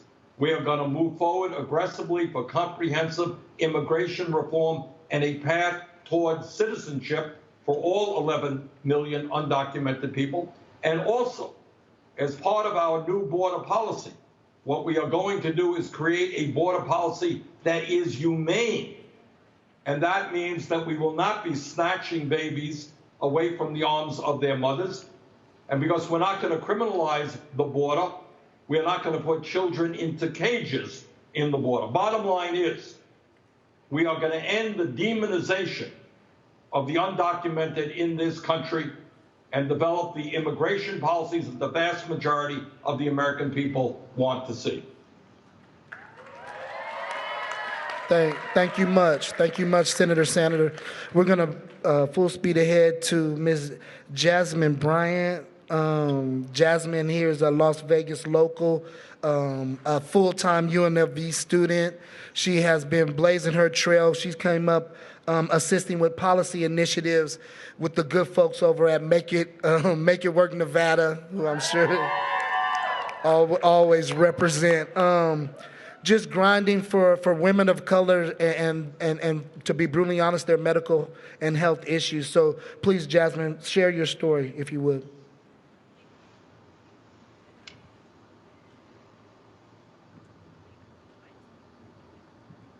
Thank you. All right. Thank you for your time, Senator Sanders. My name is Jasmine. I'm an organizer with Make It Work Nevada, where we organize and lift up the experiences, the concerns, and the interests of Black women and women of color here in Nevada, women just trying to get by, women who are on the front lines of economic, racial, and reproductive justice every day. As a young woman, I'm very concerned about the state of reproductive care in America. I never thought that I'd grow up having to worry about my reproductive care or my rights being taken away from me, but seeing that Roe v. Wade is under existential threat, I am concerned for myself, for folks like me, and for those who are in need of access to safe abortions and quality reproductive care. We've all heard about the rollbacks on reproductive care and abortion rights in states like Alabama and Georgia, Ohio, and Missouri. We know that these restrictive policies not only endanger the lives of Black, brown, trans, and non-binary people, but also jeopardize their economic security. Studies show that when someone seeks an abortion, it is denied. If it is denied, they are more likely to fall into poverty or fall further into poverty. Moreover, the United States has an abysmal record on maternal health compared with other wealthy nations. Even as maternal death rates have fallen across the world, outcomes for American mothers has worsened. This is even more absurd given that Black women are the most consistent and dependable voting bloc, and we are the ones dying at higher rates. That is unacceptable. And these deaths, remind you, these are preventable deaths. So, Senator Sanders, if elected president, what will you do to make sure that women like myself and others are not dying from pregnancy and childbirth at such high rates? Well, thank you very much for that excellent question. You're quite right. As a nation, because we have a dysfunctional and broken healthcare system, our maternal death rates and our infant mortality rates are much higher than countries all over the industrialized world.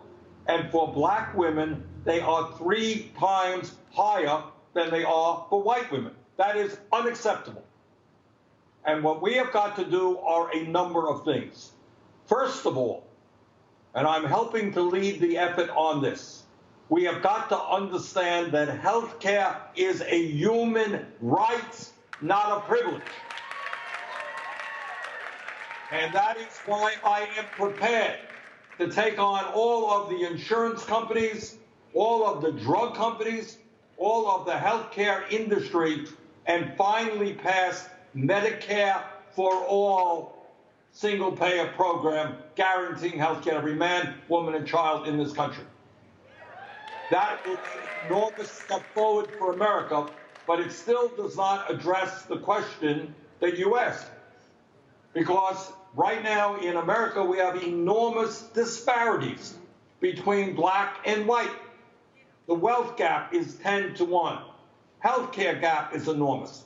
So what we are going to do in terms of healthcare is to understand that the African American community, the Latino community, needs doctors and nurses who come from a similar background than the people in that community. So when I talk about making public colleges and universities tuition free and canceling all student debt, that is...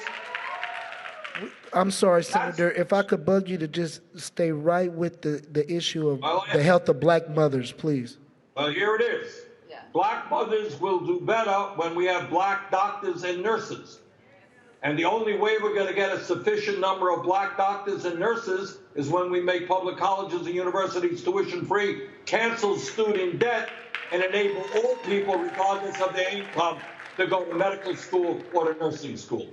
And Senator, are you for abortion? Oh my God, yes. I have a 100% pro-choice voting record. And let me assure everybody, I will never, ever nominate somebody to the U.S. Supreme Court who is not 100% pro Roe v. Wade.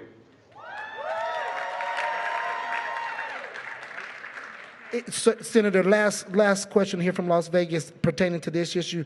Would you be interested in removing the height amendment? Absolutely. And that's how I have voted over and over again.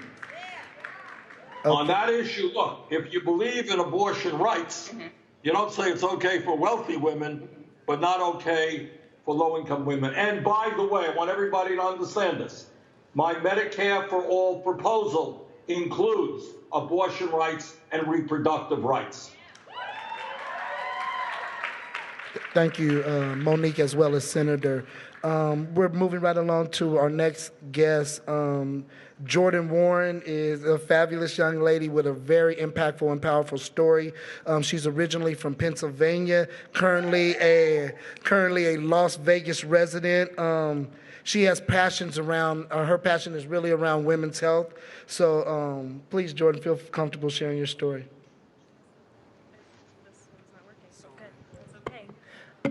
Hello.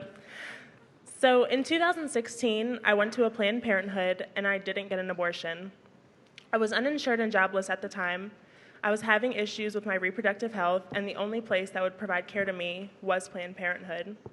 Title X funding covered my visit in full. A few days later, I learned that that visit also saved my life. Because of a free STD test I received, I was diagnosed with HIV. At the time, I was devastated, but in hindsight, that was a joyous moment as Planned Parenthood was able to diagnose me and refer me to treatment before it was too late.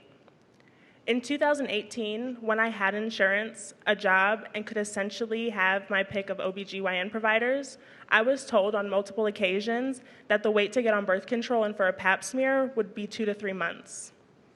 I called my local Planned Parenthood and I had an appointment 2 days later.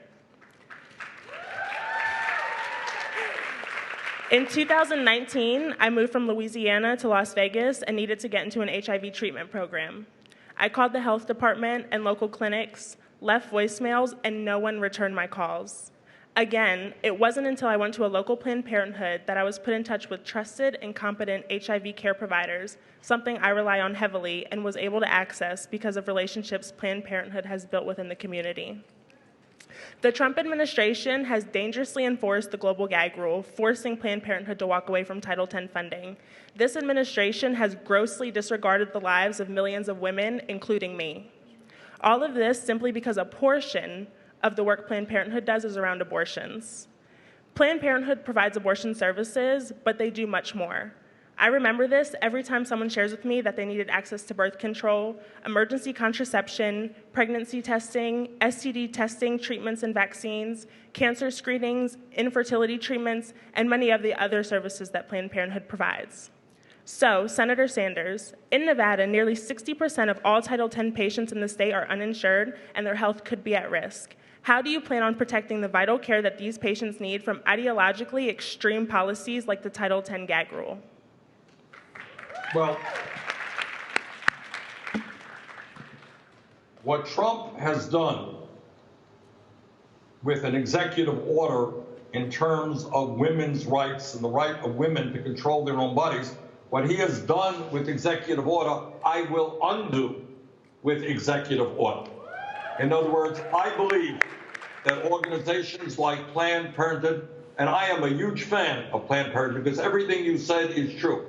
They do a fantastic job, not just making sure that women can control their own bodies, but in so many other areas. Trump wants to cut funding, do away with funding for Planned Parenthood. I will expand funding for Planned Parenthood. But the bottom line is, I happen to believe that a woman's right to control her own body is a constitutional right. It is the right of a woman, and it is not the right of government at the local, state, or federal level to take away that right.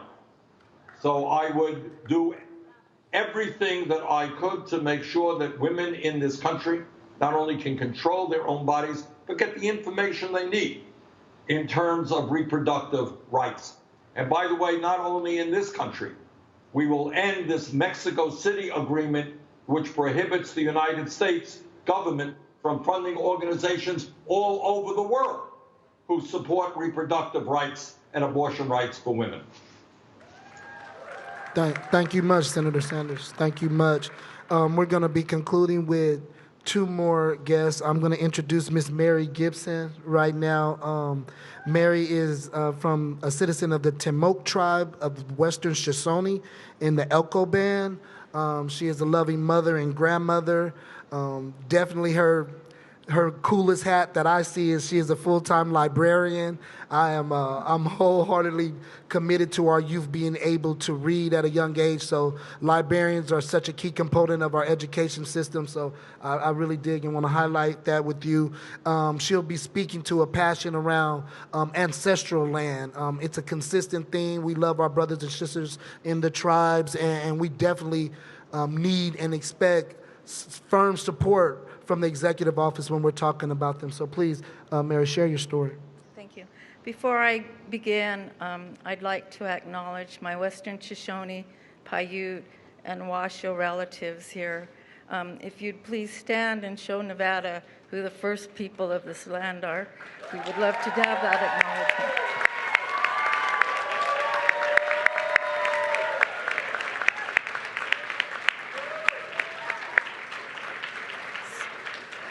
Thank you. Mr. Sanders, I'd like to share my story with you. It begins with my ancestors, the Nua. When translated, Nua means the people, or Western Shoshone.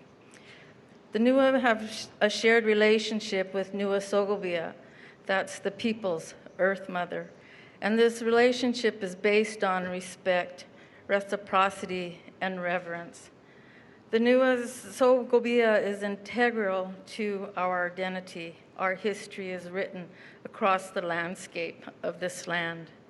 The Nua believe that everything on earth is alive: the mountains, the water, the plants, the animals, the rocks, the trees, the people. Everything has a purpose here, and everything has its own power and spirit. In essence, we are all related. The Nua, my ancestors, entered into a treaty with the United States. It's the 1863 Treaty of Peace and Friendship. Mr. Sanders, it's important to note that this treaty did not cede land. Rather, it identified our boundaries, which is an extension of parts of Utah, Idaho, northeastern and central Nevada into Southern California. This is Nua Sogobia. Nua people agreed to share this land with others. We did not cede that land. But unfortunately, the United States has refused to recognize our treaty. And through the unjust, biased, and racist laws, the United States has dispossessed our people of our land. They've dispossessed and took away our access to our lands, our ancestors, and they have claimed it as their own. You might hear that Nua Sogobia is known as public lands, but in reality, it's our land. It's Shoshone land. So to bring my story full circle, Mr. Sanders, I'd like to bring my story full circle to me, to my children, to my grandchildren, and other Nua people. We have witnessed the destruction and devastation of mining and what it's done to our ancestral lands, with huge gaping holes in our mountains, with the poisoned water and the air. The mining industry continues to desecrate our lands, our ancestors, our things that are in the earth, that are in the rocks, that are in the mountains. So, with that being said, I have a dear, special person in my life who likened the destruction of what mining is doing. Christopher has said that mining is digging holes in the spirit. So, Mr. Sanders, my question to you is, if you are elected president, how will you ensure that the 1872 General Mining Act will be reformed in ways that will protect our sacred lands, our waters, our ancestors, our life? Thank you.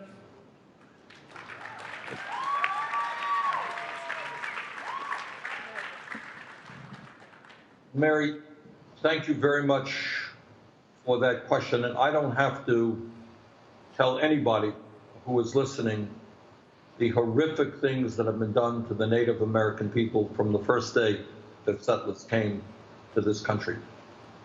And this is a promise that I make to you, Mary, and to the Native American people, and that you will be involved in the decision-making. For too long, I've talked to people all over this country, Native Americans. They have very little input into what is happening on their land, and that will change. So you will be part of the process. You will not have bureaucrats telling you what to do, but you will be involved in the decision-making. Second of all, in terms of your particular question, I happen to think that climate change is an existential threat not only to our country but to the entire world. And I will do everything that I can to take on the fossil fuel industry and transform our energy system away from fossil fuel, away from oil, away from gas, away from coal, into energy efficiency and sustainable energy. And we are going to make that transformation because we have introduced by far the most comprehensive climate change proposal, which will move us rapidly all over this country, not only on Native American land, but all over this country, away from fossil fuel. Other point that I would make, it is unacceptable to me, and it would be as president, to have mining interests, large corporations come in and invade Native American property, Native American land, in order to exploit that land, exploit those resources, and despoil that land. So count me as an ally against this form of corporate greed.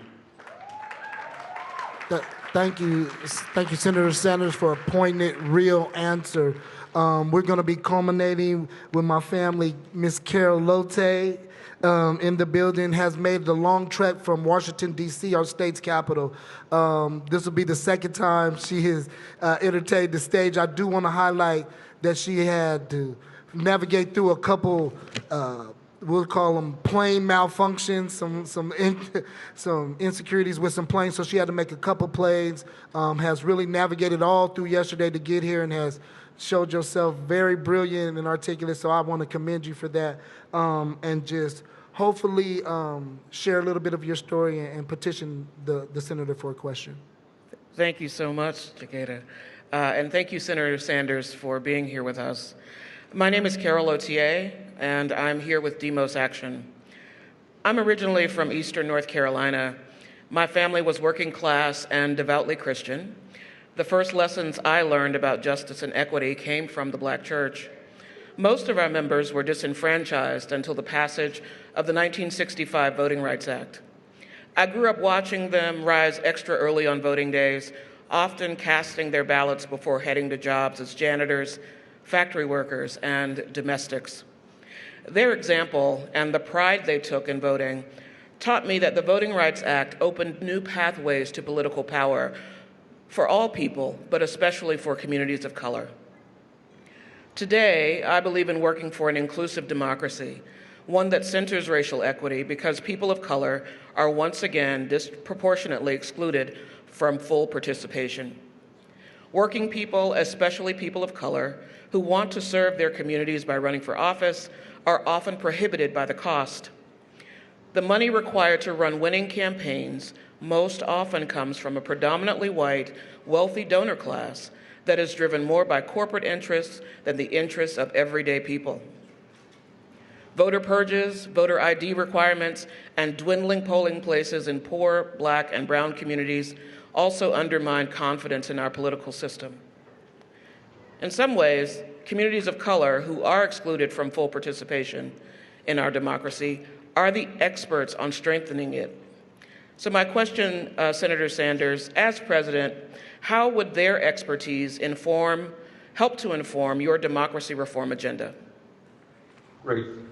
Well, thank you very much, Carol, for that very important question. So let's lay it out on the table. And let us have the courage to acknowledge that we today have a corrupt political system. A corrupt political system in which, as a result of Citizens United and other decisions, billionaires are able to spend hundreds of millions of dollars to help elect candidates who represent the rich and the powerful. That is not what American democracy is about, and I will do everything I can to bring about real campaign finance reform, which means one person, one vote, not billionaires buying elections. Second of all, as a result of this disastrous Supreme Court decision gutting the Voting Rights Act, you have Republican governments all over this country that literally, days afterward, figuring out everything that they could do to suppress the vote in one way or another. How cowardly are these people who don't have the guts to participate in free and fair elections? Trust me, my Department of Justice will be working against these guys every single day to make sure that everybody in this country, 18 years of age or older, has the right to vote. And we're going to do everything we can to make it easier for people to vote, not harder for people to vote. Last point. Last point is you are looking at a candidate who does not have a super PAC, does not want a super PAC. My campaign has raised more contributions from more Americans. At this point, over 1 million people have contributed to our campaign, working class people making a contribution of $16 on average. That is more campaign contributions than any candidate in the history of the United States of America at this point in an election. So what I believe is exactly the opposite what Trump and Republicans believe. They believe that they should do everything they can to make it harder for people to vote, people of color, young people, working class people. I'm going to do everything I can to make it easier for people to vote. You're 18 years of age, Senator, you vote in America. I'm sorry. Thank you so much, Senator. I really love everything that you've said.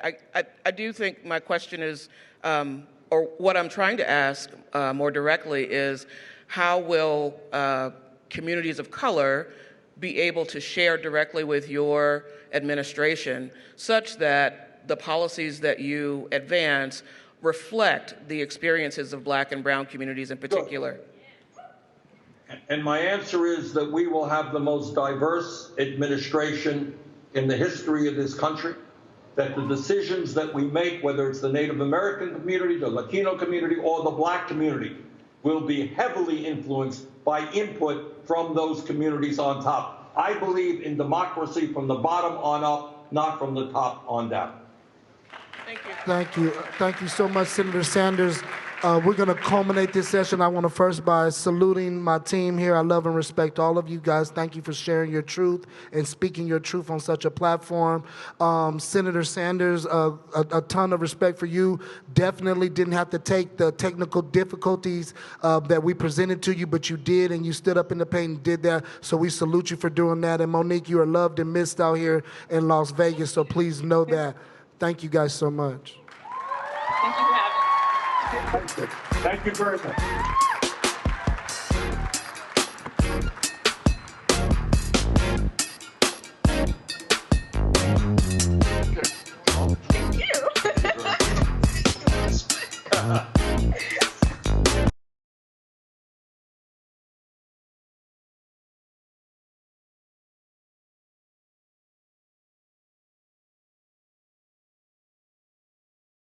Nevada. I'm so excited to be here with you all today. My name is Kanisha Lenore Jean-Baptiste, and I'm a proud born and raised Nevadan, okay? But I am also the privileged daughter of Haitian immigrants, Chimène and Fonso Jean-Baptiste. So it is a privilege and an honor to be amongst you all today. Today I'll be moderating our last conversation with one of our presidential candidates. But something that I want you all to pay attention to is the diversity in the youth that we have on the stage today. Y'all, we have 14-year-olds asking presidential candidates questions, and that is really important. So this next individual that's going to be joining us on the stage says that he is not a politician. He rather go by nonprofit leader, family person, an entrepreneur who understands the economy. And the next person that we will be bringing to the stage for our 2020 presidential candidate, Andrew.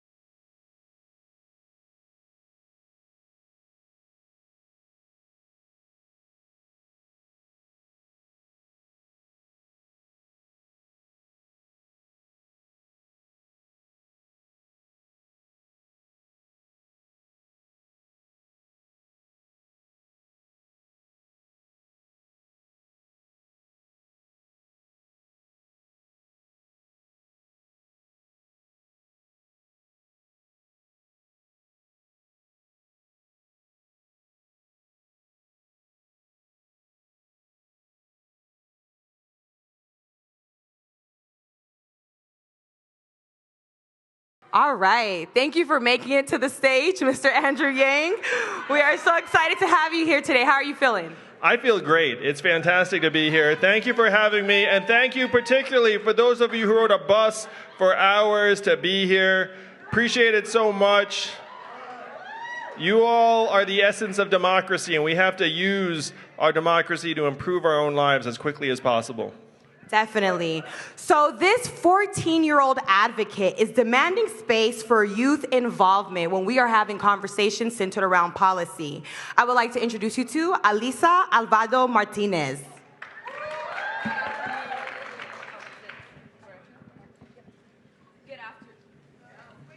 Switch, yeah.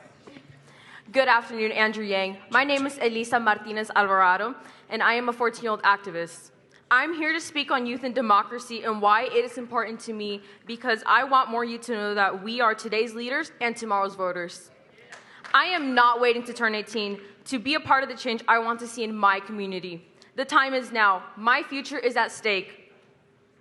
We are standing up for immigrant rights, fighting against climate change, pushing for gun reform, working to put an end to crippling student debt, and getting universal health care for our families. We are leading change. We are organizing our friends, classmates, and families to demand the future we deserve. I want to use my voice to advocate for my community, Latinx and immigrants.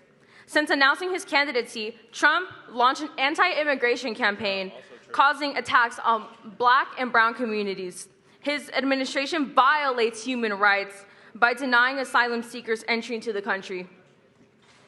Instead, they're putting people in cages and separating families, causing more trauma in their lives.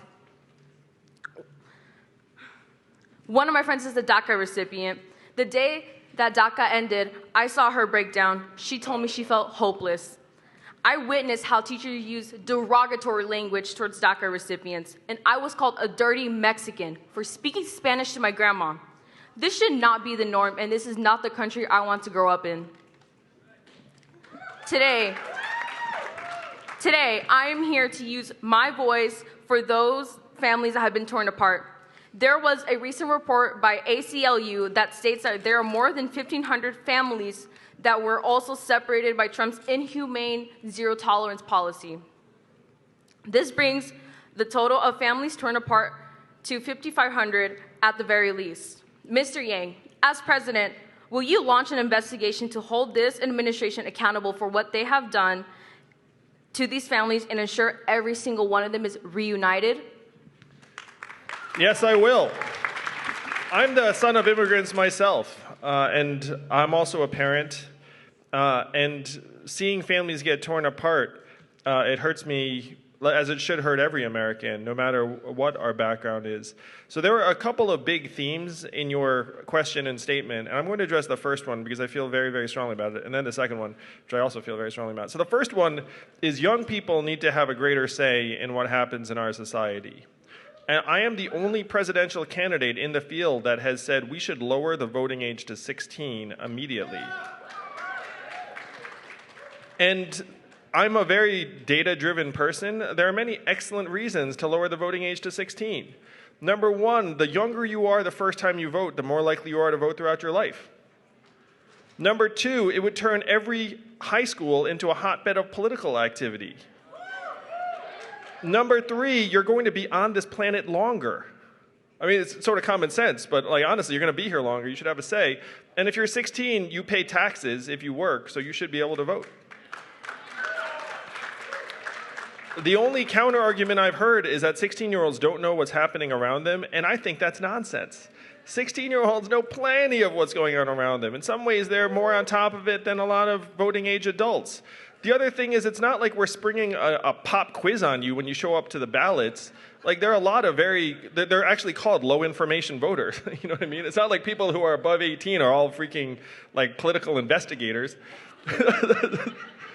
So number one, we have to give young people an actual say. And can you imagine what this country would look like if 16-year-olds could vote? It would be a better country, and I'm determined to make that possible.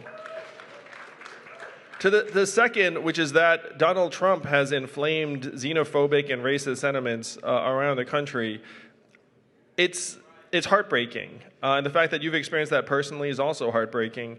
I believe that I can reverse that, in part because of my own story, my own identity. My father grew up on a peanut farm in Asia with no floor, and I'm running for president. And that, to me, is the American story that we have to let people know about, that immigrants make this country stronger, more dynamic, both culturally, economically, societally. This is the American story. And I just want you all to imagine, after I'm president, thanks to you all in 2021, the rest of the world right now is looking at us being like, what the heck is going on with the United States of America with President Trump? And then after I'm president, they'll be like, wow, America turned that around in an awful hurry. Thank you. Thank you.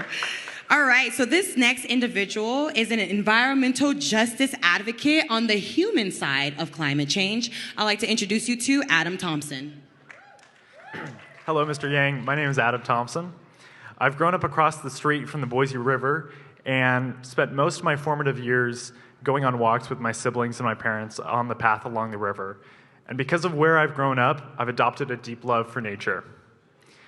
Today, as a result of that love, I'm an environmental studies student at Boise State University.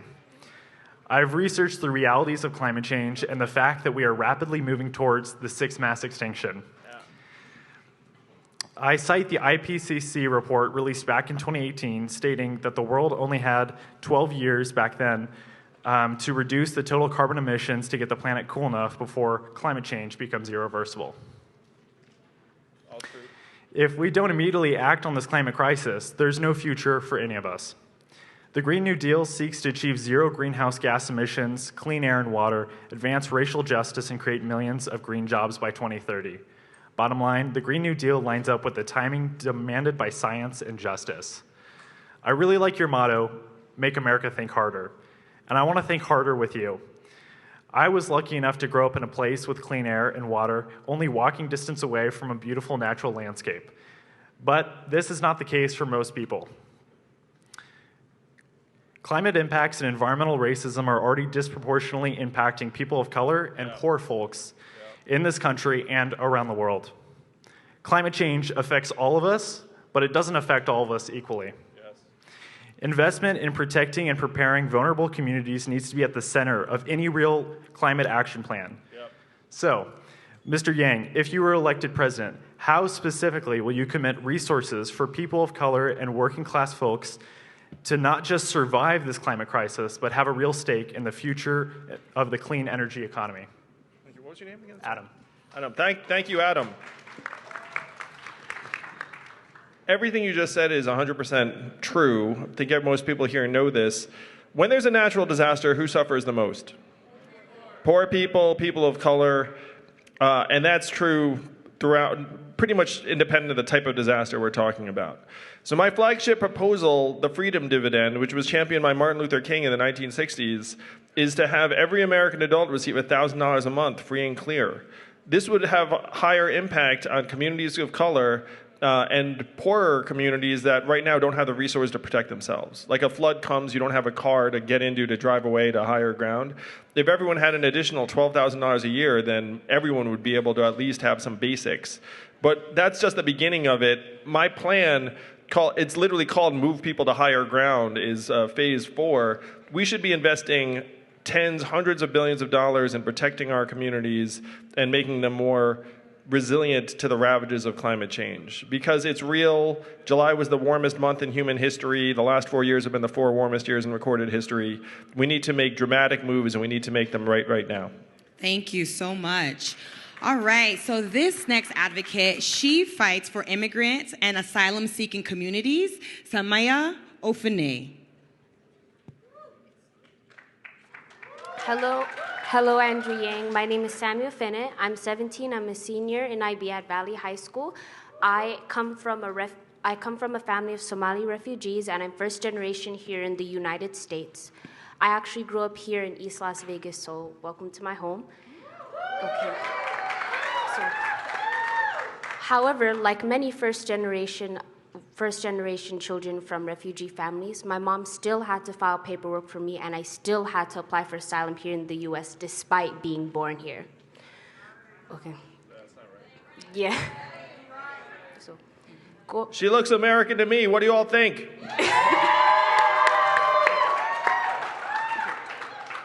Going through the asylum process and helping other members of my community go through the asylum process as well, I've watched adults that I look up to and look forward to for security break down to anxiety attacks, suffer from PTSD and depression, and eventually succumb to some of them myself.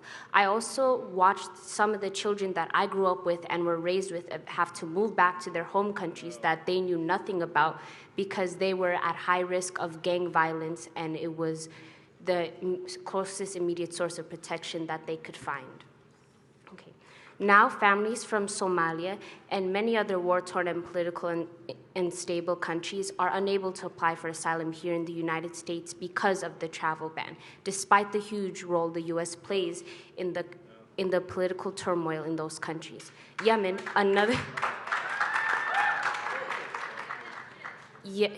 another country that my family calls home, is a perfect example of this. Today, I'm here to use my privilege and speak up and fight for the people who cannot speak up and fight for themselves. Earlier on in your presidency, you said that you will repeal the travel ban. But what efforts will you make to ensure that families are reunited, that the families who were waiting for years, some even decades, for entry into the United States, who were denied last minute because of the travel ban, receive justice and are finally let in, and to give the desperate and help these families that desperately need assistance, not just physical and home assistance, but the mental assistance they need as well throughout the asylum-seeking and resettlement process. Thank you for sharing that story.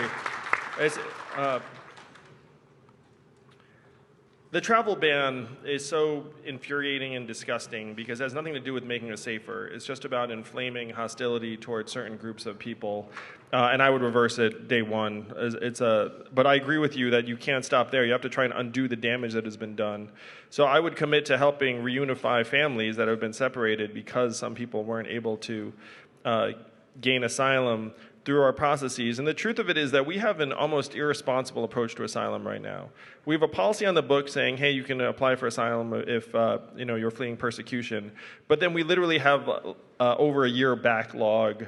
And when people are gummed up in a system that in some cases ends up putting them into criminally inhumane environments.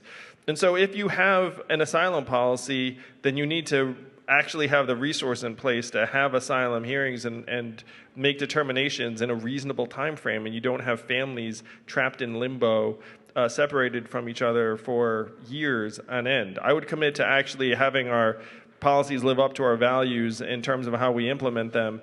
And the mental health crisis you're describing, unfortunately, it's not unique to refugee families. We have a mental health crisis in this country across the board. Suicides and drug overdoses are now at record levels in this country. It's gotten so bad that our life expectancy has declined for 3 years in a row because of deaths of despair. So as president, I would destigmatize mental health issues across the board and invest in a mental health infrastructure to make us all stronger, particularly young people and those in marginalized communities. Thank you. Yes. So our next speaker is a UNLV alum, Go Rebels, and Black Lives Matter advocate, Jamila Lewis. We have a lot of friends out there. I'm just making sure the mic works. Hi, Mr. Yang. It's a pleasure to meet you. My name is Jamila Lewis. If you don't know who I am, you will soon. I go by she, her pronouns, and I'm an organizer with PLAN and UNLV's Black Lives Matter. So I like to identify as a community resource rather than an advocate. I like to be there for the people. Being born and raised here in Nevada, I've seen what progress looks like in our community, but I've also seen what loss looks like and how it feels. In 1996, I was born 6 days after my best friend, Lenasia Dupree. She was an amazing person. She was a great friend, a daughter, a sister, and she was a fighter. She was everything I aspired to be. But in 2010, about 10 years ago, she lost her life. It was a week after 4th of July. That'd be the last time I spoke with her and had communication with her.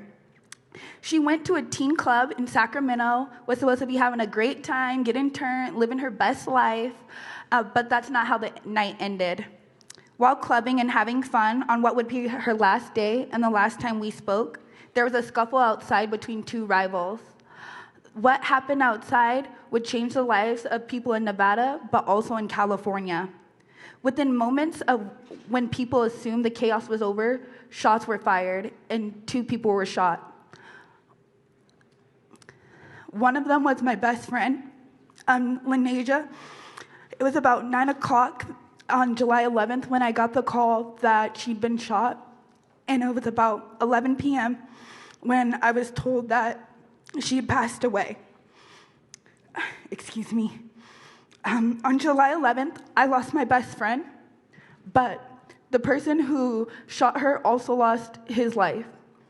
He lost the access to talk to his family, his friends, and his daughter. And it was all because of the decision to shoot. With that being said, people, especially people of color, live through this kind of gun violence regularly. And you have acknowledged that you support universal background checks. But many of us here know that background checks are only a piece of the problem that have been brought to mainstream due to mass shootings. But what I want to know is, what do you think the root cause of gun violence is, that the kind that killed my best friend? And how would you go about working with legislators and communities to solve this as president? Thank you. Thank you for sharing, Jamila. Thank you. Thank you very much.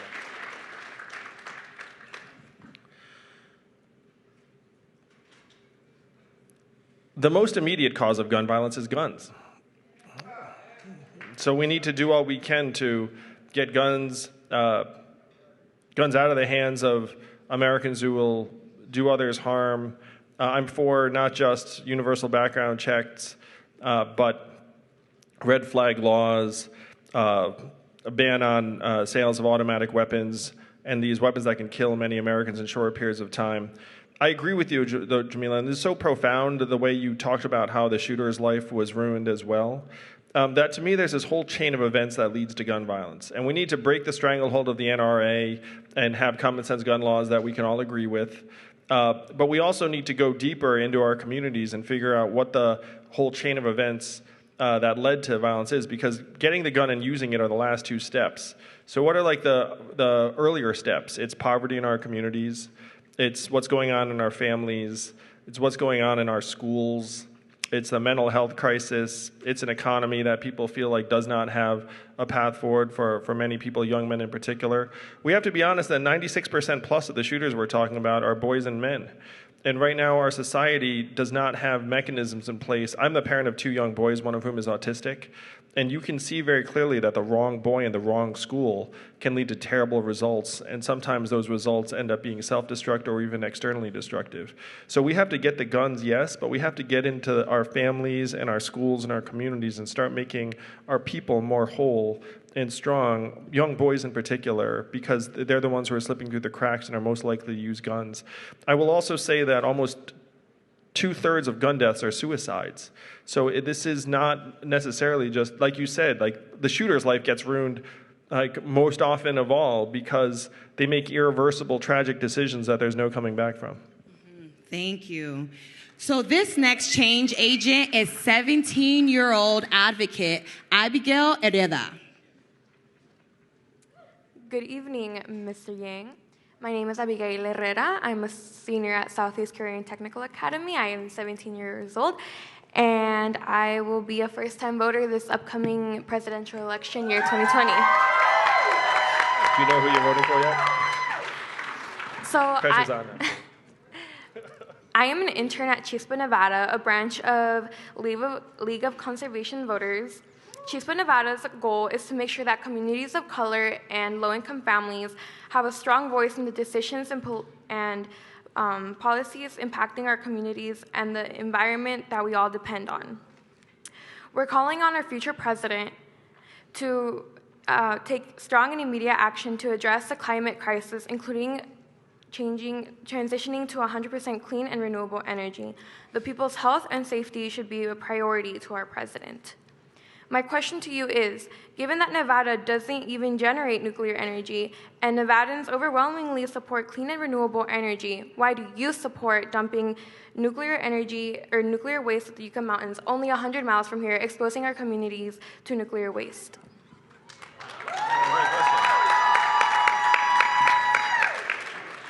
I couldn't agree more that this should not be a Nevada problem. This is a United States problem. That to the extent our country right now has nuclear power plants that are producing waste, we need to have a national solution that doesn't put the burden on any one community.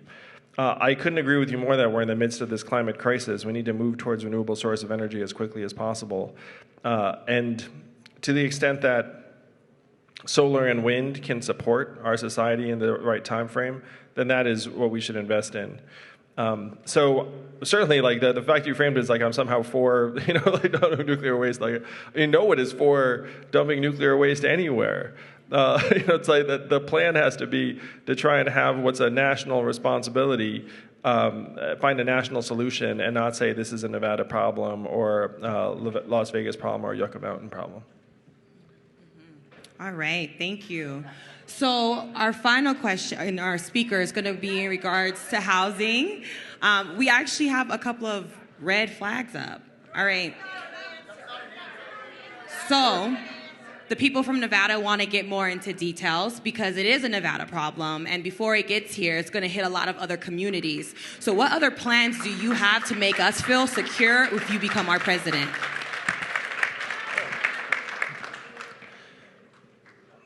Right now in this country, everything revolves around the almighty dollar. And so when you look up and you say there are communities of color that feel like they don't have a voice, a lot of it is because our market right now is dominated by big companies that pull the strings on everything. And so this includes something like the nuclear, like the placement of nuclear waste, where there were 3 sites that were being considered. One in Nevada, one in Texas, and then one in New Mexico, I believe. Now, the question is, how is the decision made for it to wind up in Nevada? And then who are the Nevada stakeholders who signed off on that? So that to me is the question. There are some people, and this is an issue that, obviously has existed for years. The question is, how do we actually find a solution that will work for you all and for the fact that there's this waste that exists, that's not originated here, but is originated around the country? I don't have like an honest answer because it's like, I don't have like a terrific answer because to me, this is a problem that we as a country have to come together and face. The fact that you're bearing the brunt of it is, I agree, not appropriate. So if we were willing to connect you with more Nevadans and people who are going to be impacted by this afterwards, would you be willing to sit down and have a conversation in the future? Oh yeah, 100%. Okay. All right, so another crisis that we have in our valley is affordable housing, which is driving our homelessness rate, right? So this next advocate we have speaking is Sandra, and she's going to be translated by Tabitha. Buenas tardes, señor Jan. Mi nombre es Sandra Obando, y yo vengo de la ciudad de Los Ángeles, California. He sido líder. Good afternoon, Mr. Yang. My name is Sandra Obando, and I come from Los Angeles. He sido líder en la ciudad de Los Ángeles por 40 años. En la vivienda pública, defiendo los derechos de los residentes. I've been a community leader and advocate for 40 years in public housing, defending the rights of public housing tenants.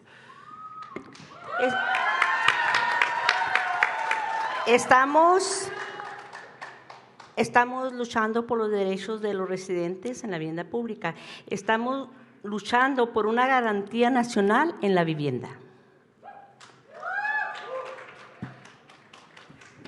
So we're fighting for the rights of public housing residents, and we are fighting for a national homes guarantee. Actualmente estoy en la organización como representante ahorita de Ground Game. I'm here today on behalf of Ground Game LA. Le voy a pasar el...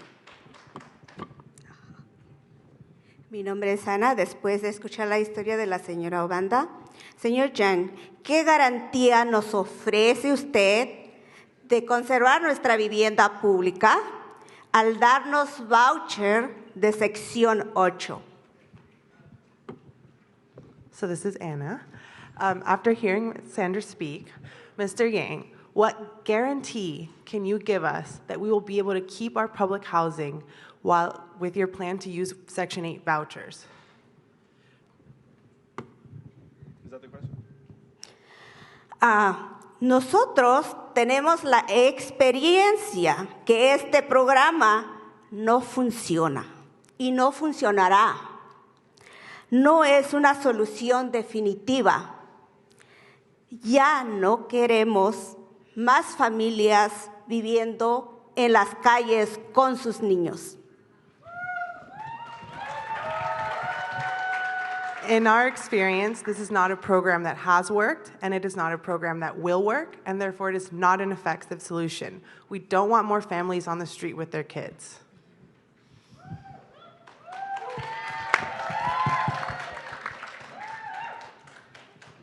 There are three things that are making us miserable in America right now: housing, education, and healthcare, where they just all keep getting more and more expensive, even though our wages stay essentially the same.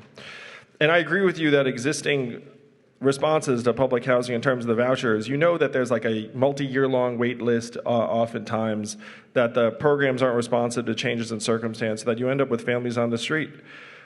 My flagship proposal is to put $1,000 a month into the hands of every single American, which is going to be a game changer on the housing level for everybody. Now, it also helps address the homelessness crisis in this country right now, where when you find a homeless person, you know what the nonprofit does or the agency does, the first thing? What they do is they try and figure out whether there are any government programs that this person actually can receive revenue from. So if everyone's entitled to $1,000 a month, then all of a sudden, we all have the power to make sure that there's housing that actually provides for our needs in the community in a way that's not top down, but it's bottom up. Because if you have two adults in a household that's $24,000 a year, all of a sudden your ability to find housing for your family will get much, much higher.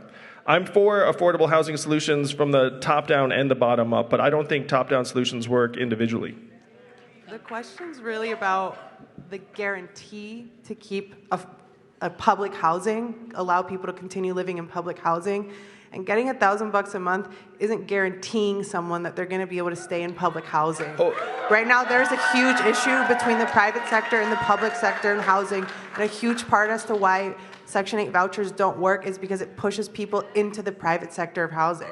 I apologize for misunderstanding the question. If you're in public housing, you should know that that home is yours and that nothing is going to happen to you. 100%. I agree with that. 100%. And to the extent that that's happening to people, it's unconscionable. Your home is yours. You're in public housing. Just because some rich developer thinks they can make more money does not mean that you should lose your home. So and that's a really great question. So even if we were to have a $1,000 voucher, what happens when rent goes up? Well, first, it's not a $1,000 voucher. It's $1,000 in cash. And you can do whatever you'd like with that cash. And to the extent, if your landlord decides to stick it to you, then two things. Number one, you can always say, look, maybe I can find a landlord that's not going to try and gouge me.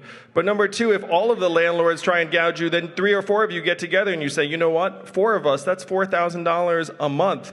That's enough for us to get a fixer-upper and start being much more flexible in the way that you can actually not get exploited by the landlords. Because right now, again, the landlords do have way too much power, and the way to balance it out is just to put buying power into our hands. All right, thank you. And also in our state, it's important to be mindful that even if we all came together with our $4,000, multiple families living in one home is still a form of homelessness because we all don't have access to rooms. But I want to say thank you to all of our youth and everybody that stood here today and shared their amazing stories. And thank you so much, Andrew Yang. We are very thankful that you are here with us today. We would like to hear closing remarks because we do know that you say that you're not a politician. And what Nevadans need is not another non-politician. We need an advocate in office. So we would like to know, what are your closing remarks for a room full of organizers? Oh, thank you for this opportunity. I appreciate it so much. Before this, I ran a nonprofit that I ran for 7 years. And I was talking to the executive director of a nonprofit backstage, where I know what executive directors do. I know what advocates do. I've if you run a nonprofit, you know that you have to hustle, hustle, hustle with a smile on your face all the time. And then anytime someone does something good for you, you have to like take it to heart and hold it very, very deeply. Because for everyone who does something to help your organization, there'll be 10 people that just ignore you or pretend to help you or say they're going to do something and don't do it. I have been there. I understand.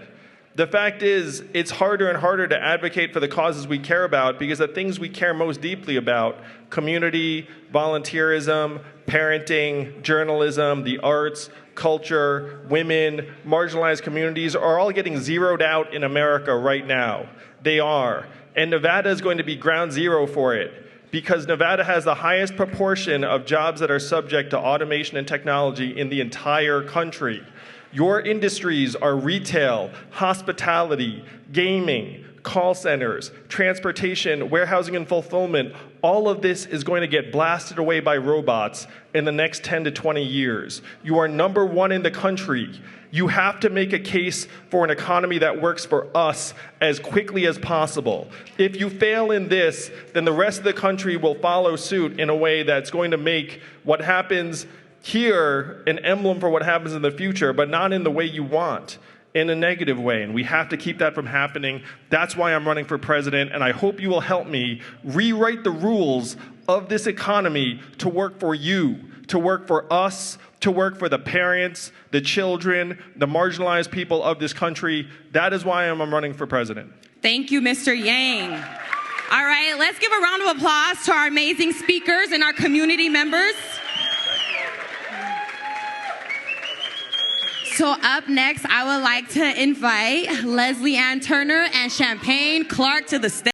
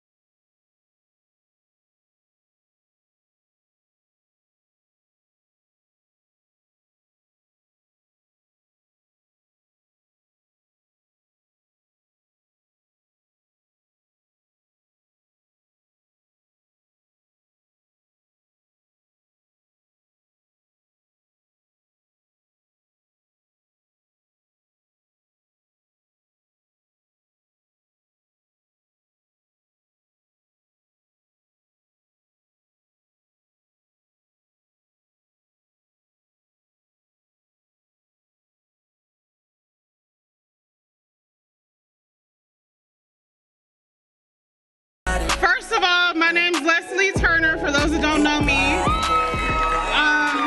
I'm an organizer here with Plan and Plan Action and the Mass Liberation Project. And what I represent is Black liberation. What I represent is Black power.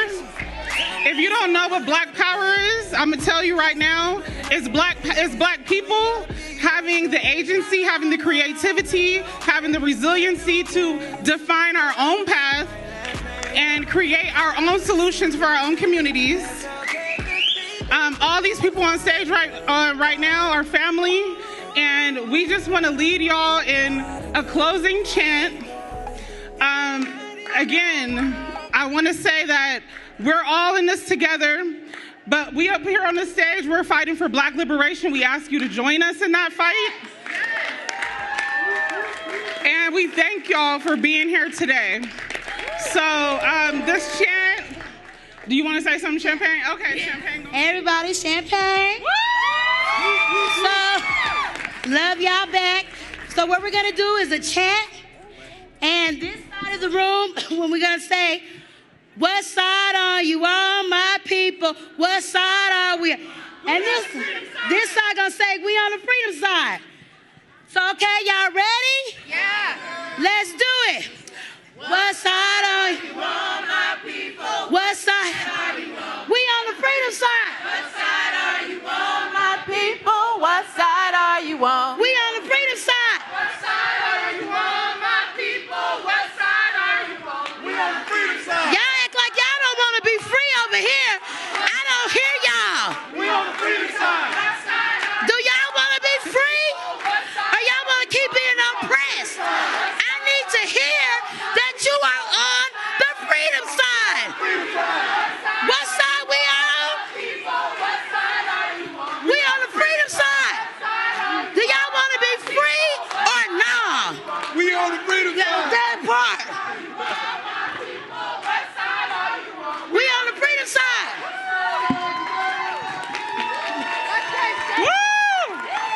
Hello, hello. Right now, we also stand in solidarity with the people on the ground in Haiti who are rising up. Regardless of where you fall on the political spectrum, you always align yourself with the people on the ground closest to the problem, because those closest to the problem are what? And big up Glenn Martin from Just Leadership, who coined that term. Those closest to the problem are closest to the solution, but furthest from power, and we intend to change that. So the second chant that we're gonna do is, Champagne is gonna lead us in, and then we're gonna close it out with that. Okay, so everyone just repeat after me, please. I believe. I believe that we. I believe that we will. I believe that we will win. I believe that we will win. I believe. I believe that. I believe that we. I believe that we will. I believe that we will. I believe that we will win. I believe that we will win. I believe that we will win. I believe that we will win. I believe that we will win. I believe that we will win. I believe that we will win. I believe that we will win. I believe that we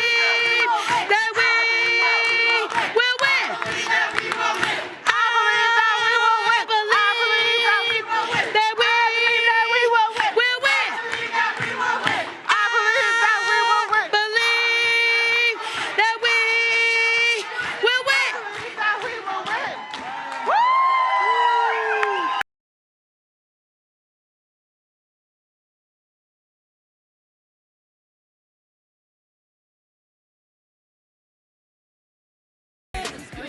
Yeah, sorry, switch.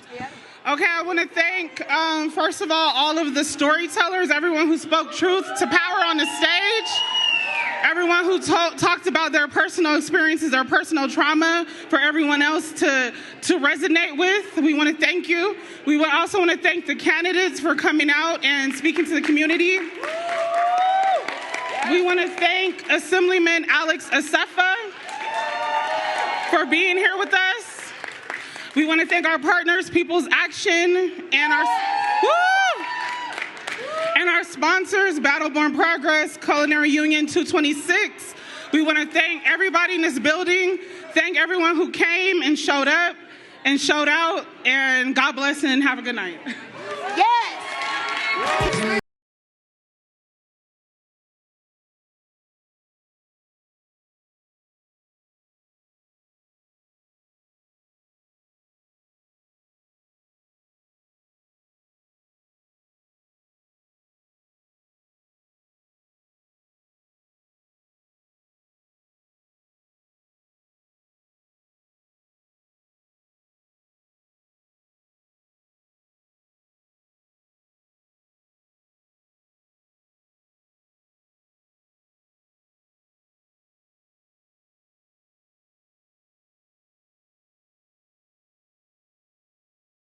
Drop it down low, drop down, drop it down low.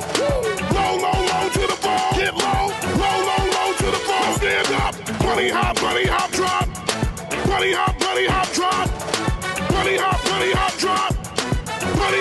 hop, drop. Left to the left, to the left.